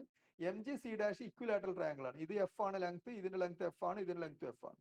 അപ്പൊ ഇത് 60 degree plus this 120 will give you the 180 degree. അപ്പൊ ഈ ആംഗിൾ 180 ഡിഗ്രിയാണ് ഈ മൊത്തം ആംഗിൾ എന്ന് പറഞ്ഞാൽ ജി ബി ഡാഷും ജി എമ്മും ഓപ്പോസിറ്റ് ആണ്. അതാണ് ഇനി പറയാൻ പോകുന്നത്. ഇവിടെ ഇപ്പൊ നമുക്ക് മനസ്സിലായ കാര്യം magnitude of F A plus F C F ആണ്. ഇനി G M equal to G C dash M C dash, ഇത് മൂന്നും തുല്യമാണ്. ഈ ലെങ്ത്തും ഒക്കെ തുല്യമാണെന്നാണ് പറഞ്ഞത്, ഞാൻ പറഞ്ഞല്ലോ. അതുകൊണ്ട് തന്നെ എം ജി സി ഡാഷ് എന്ന് പറയുന്ന triangle, M G C dash എന്ന് പറയുന്ന ട്രയാങ്കിൾ ഇക്വിലാറ്ററൽ ആണെന്നാണ് എഴുതി. M G C dash equilateral ആണെന്ന് പറഞ്ഞാൽ അന്തം വിടണ്ട, മീൻസ് അതിനെ ഫുൾ ആയിട്ട് എഴുതുകയാണെങ്കിൽ M G C dash is an equilateral triangle. അതുകൊണ്ട് angle M G C dash is 60 degree. അപ്പൊ so G M and G B are equal and opposite. ഈ ആംഗിൾ 60 ഡിഗ്രിയാണ്, അതുകൊണ്ട് ഈക്വൽ ആൻഡ് ഓപ്പോസിറ്റ് എന്ന് പറയാൻ കാരണം ഇത് 60 ഡിഗ്രി ആണെങ്കിൽ ഇത് ഓൾറെഡി 120 ആണ്, അപ്പൊ മൊത്തം 180 ആയി. അതുകൊണ്ട് തന്നെ ജി എമ്മും ജി ബി ഡാഷും ഓപ്പോസിറ്റ് ആണ്. അപ്പൊ F A plus F C is equal to minus F B എന്ന് എഴുതാം. കാരണം G M represents F A plus F C and G B dash represents F B. രണ്ടും ഈക്വലും ഓപ്പോസിറ്റുമാണ്. So F A plus F C dash is equal to minus F B. അപ്പൊ മൂന്നും കൂടി add ചെയ്താൽ F G is equal to F A plus F B plus F C is equal to 0. ഇത് രണ്ടും add ചെയ്താൽ 0 കിട്ടും. So this is the easiest, ഈ one of the easy method. Easiest എന്നൊന്നും ഞാൻ പറയുന്നില്ല, റിസോൾവ് ചെയ്ത് ചെയ്യുന്നത് കുറെ കൂടി എല്ലാ പ്രോബ്ലംസിലൊന്നും ഇതേപോലെ ചെയ്യാൻ കഴിഞ്ഞു വരില്ല. നിങ്ങൾക്ക് ടേസ്റ്റ് അനുസരിച്ച് ചെയ്യാം. ഞാൻ ഇതാണ് അഡോപ്റ്റ് ചെയ്തത്. ഓക്കെ, ഈ പ്രോബ്ലം നല്ലോണം മനസ്സിലാക്കുക. നിങ്ങളുടെ ടെക്സ്റ്റിൽ സോൾവ് ചെയ്തൊരു എക്സാമ്പിൾ ആണ്, ഫോക്കസ് ഏരിയന്റെ ഉള്ളിലുള്ള എക്സാമ്പിൾ കൂടിയാണ്. ഫോക്കസ് ഏരിയക്ക് പറഞ്ഞ സെക്ഷനിലുള്ള എക്സാമ്പിൾ ആണ്. ഓക്കെ,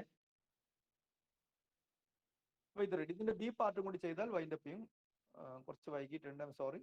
സോ ബി പാർട്ട് ചെയ്യാൻ പോവാണ്. ബി പാർട്ട് ഇത് നേരത്തെ ചെയ്തുകൊണ്ട് ഈസിയാണ്. ബി പാർട്ടിൽ പറഞ്ഞ എന്താണ്, മാസ് എം എയിലുള്ള മാസ് ഡബിൾ ചെയ്തു. അപ്പോൾ എഫ് എന്ന് പറയുന്നത് മാറും. നേരത്തെ പിക്ചർ നോക്കുക, എയിലുള്ള മാസ് മാത്രമേ ഡബിൾ ചെയ്തുള്ളൂ. അപ്പൊ എഫ് എന്റെ വാല്യൂ നേരത്തെ ഉണ്ടായിരുന്നതിനേക്കാൾ ഇരട്ടിയാവും. നേരത്തെ എഫ് എന്റെ വാല്യൂ എത്രയാണ്, F G M square by A square ആയിരുന്നു, 2 GM സ്ക്വയർ ആയിരുന്നു. ഇപ്പൊ അത് 4 GM സ്ക്വയർ ആവും. സോ എഫ് എന്റെ വാല്യൂ എന്ത് ചെയ്യും, ഡബിൾ ചെയ്യും. എഫ് എന്റെ വാല്യൂ 2F ആവും, ബാക്കിയുള്ളതൊക്കെ എഫ് തന്നെയാണ്. എ എന്ന് പറയുന്നത് 1 മീറ്റർ ആണ് കേട്ടോ, നേരത്തെ ക്വസ്റ്റ്യനിൽ തന്നിട്ടുണ്ട്. അപ്പൊ ഇതാണ് ഇവിടെ സംഭവിക്കുന്നത്. എ എന്ന് പറയുന്ന പോയിന്റുള്ള മാസ് ഡബിൾ ചെയ്താൽ എഫ് എന്ന് പറയുന്ന ഫോഴ്സിന് മാത്രം മാറ്റം വരും. That will get doubled. അപ്പൊ അത് 4 GM square by A square എങ്കിൽ 4 GM സ്ക്വയർ ആകും, 2F ആകും. ബാക്കിയുള്ളതൊക്കെ നേരത്തെ പോലെ GM സ്ക്വയർ 2 GM സ്ക്വയർ തന്നെ അല്ലെങ്കിൽ എഫ് തന്നെയാണ്. ഇനി ആ ചിത്രം ഒന്ന് ഒഴിക്കാൻ കണ്ടോ, ഈ എഫ് എന്നത് നീട്ടി കുറച്ചും കൂടി എഫ് എ ലെങ്ത് ഇരട്ടിയാക്കി വരച്ചു. എഫ് ബിയും എഫ് സിനെക്കാളും ഇരട്ടി ലെങ്ത്തിലാണ് എഫ് എഫ് ഞാൻ വരച്ചിട്ടുള്ളത്. അതിന് കാരണം ഇതാണ്, ഈ ഇവിടുത്തെ മാസ് ഡബിൾ ചെയ്തു എന്ന് പറഞ്ഞു. ഇനി ആംഗിൾ മാറുന്നില്ല, 120 ഡിഗ്രി തന്നെയാണ്. നേരത്തെ ചെയ്തതുപോലെ ഞാൻ പാരലോഗ്രാം ലോ ഉപയോഗിച്ച് ഏതെങ്കിലും രണ്ടെണ്ണം കാണും. ഇപ്രാവശ്യം ഞാൻ ചെയ്യാൻ ഉദ്ദേശിക്കുന്നത് എഫ് ബി ഒരേ ലെങ്ത്തും മാഗ്നിറ്റ്യൂഡുള്ള ഫോഴ്സുകളുടെ വെക്ടർ സം ആദ്യം കാണാന്നുള്ളതാണ്. അപ്പൊ എഫ് ബിയും എഫ് സിയും തമ്മിലുള്ള വെക്ടർ സം കാണും. അപ്പൊ അവിടെ ഒരു പാരലോഗ്രാം കംപ്ലീറ്റ് ചെയ്യും. അപ്പൊ ഈ ജി എം എന്നുള്ളത് എഫ് ബിയും എഫ് സിയും തമ്മിലുള്ള വെക്ടറാണ്, വെക്ടർ സം ആണ്. ഇനി ഇവിടെയും എനിക്ക് നോക്കേണ്ടത് ജി എമ്മും ജി എമ്മിന്റെ മാഗ്നിറ്റ്യൂഡ് കണ്ടാൽ നേരത്തെ അതേ റിസൾട്ട് തന്നെയാണ്. G B dash is equal to G C dash. G B ഡാഷും ജി സി ഡാഷും തുല്യമാണ്. കാരണം F A F B F സിയും ഒരേ മാഗ്നിറ്റ്യൂഡാണ്, മാറ്റമൊന്നുമില്ല, എഫ് തന്നെയാണ്. പക്ഷെ ജി എ ഡാഷ് എന്തായിട്ടുണ്ടാവും? എഫ് എ ആണ്. എഫ് എ 2 മടങ്ങായി വർദ്ധിച്ചു. So G A dash is equal to 2f. വേറെ മാറ്റമൊന്നുമില്ല നേരത്തെ പിക്ചറിൽ നിന്നും. ഇനി പാരലോഗ്രാം ലോ വെച്ചിട്ട് നമ്മൾ ഇത് രണ്ടും ആഡ് ചെയ്താൽ എഫ് ബിയും എഫ് സിയും തമ്മിലുള്ള വെക്ടർ സം ചെയ്താൽ F B square plus F C square plus 2f. ഇവിടെ എഫ് ബി എന്നാണ് വേണ്ടത് കേട്ടോ, സോറി, ഇവിടെ എഫ് ബി എന്ന് എഴുതണം.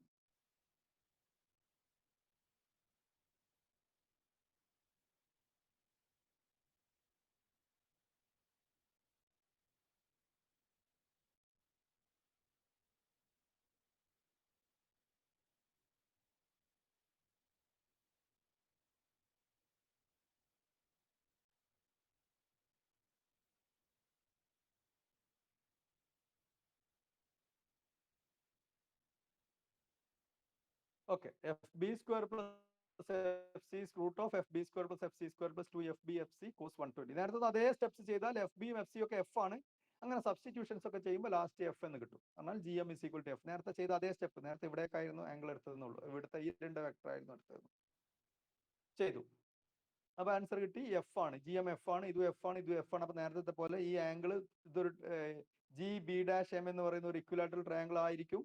അതുപോലെ തന്നെ ഇത് 60 ഡിഗ്രി ആയിരിക്കും. അതുകൊണ്ട് തന്നെ അപ്പൊ ഈ വെക്ടറും ജി എ ഡാഷ് എന്ന് പറയുന്ന വെക്ടറും ജി എം എന്ന് പറയുന്ന വെക്ടറും തമ്മിലുള്ളത് 60 പ്ലസ് 120 180 ഡിഗ്രി ആവും. So you can say that G A dash and G M R opposite. M G B dash is an equilateral triangle. Triangle ഞാൻ കൊടുത്തിട്ടില്ല, മനസ്സിലാക്കുക, ഇക്വിലാറ്ററൽ ട്രയാംഗിൾ.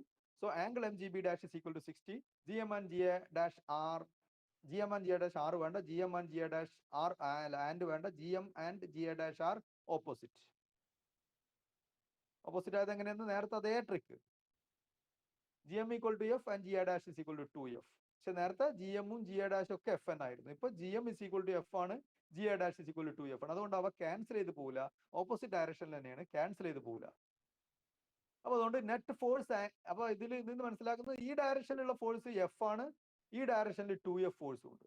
താഴോട്ട് എഫ് ഫോഴ്സ് ഉണ്ട്, മുകളിലേക്ക് ജി എ, ഇവിടെ എ ഡാഷ് എന്ന് പറയുന്നത് ആ ട്രയാംഗിൾ, ഇക്വിലാറ്ററൽ ട്രയാംഗിളിന്റെ എയിലേക്ക് പോയിന്റ് ചെയ്യുന്ന ആളാണ്. അപ്പൊ ജി എ എന്ന് പറയുന്ന ഡയറക്ഷനിൽ towards A, from G towards A there is a force 2f.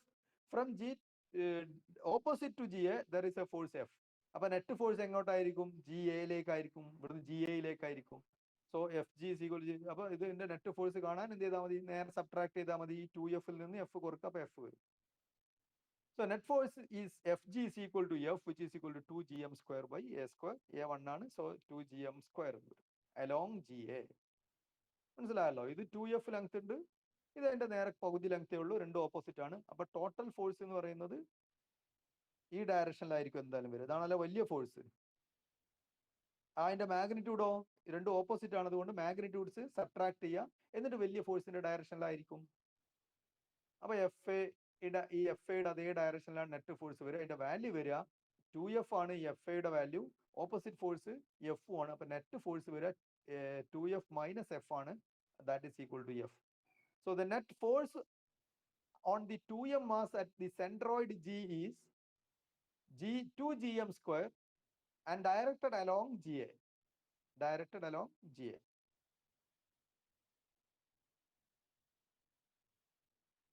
ഇതാണ് രണ്ടാമത്തെ പാർട്ടിന്റെ ആൻസർ. ഇത് നിങ്ങൾ ഒന്നും കൂടി ശരിക്കും ഒന്ന് വായിച്ച് നോക്കുക, നിങ്ങൾ ടെക്സ്റ്റിലുണ്ട്. മനസ്സിലാവാത്തതുണ്ടെങ്കിൽ ചോദിച്ചാൽ മതി, ഞാൻ പറഞ്ഞത് കുറച്ച് സ്പീഡിൽ പറഞ്ഞിട്ടുണ്ട്, സമയം വൈകി. So let me stop here. എന്തെങ്കിലും സ്റ്റെപ്പിലോ ക്ലാരിഫിക്കേഷൻ ഉണ്ടെങ്കിൽ പെട്ടെന്ന് ചോദിച്ചാൽ പറയാം, അല്ലെങ്കിൽ ഞാൻ സ്റ്റോപ്പ് ചെയ്യാണ്.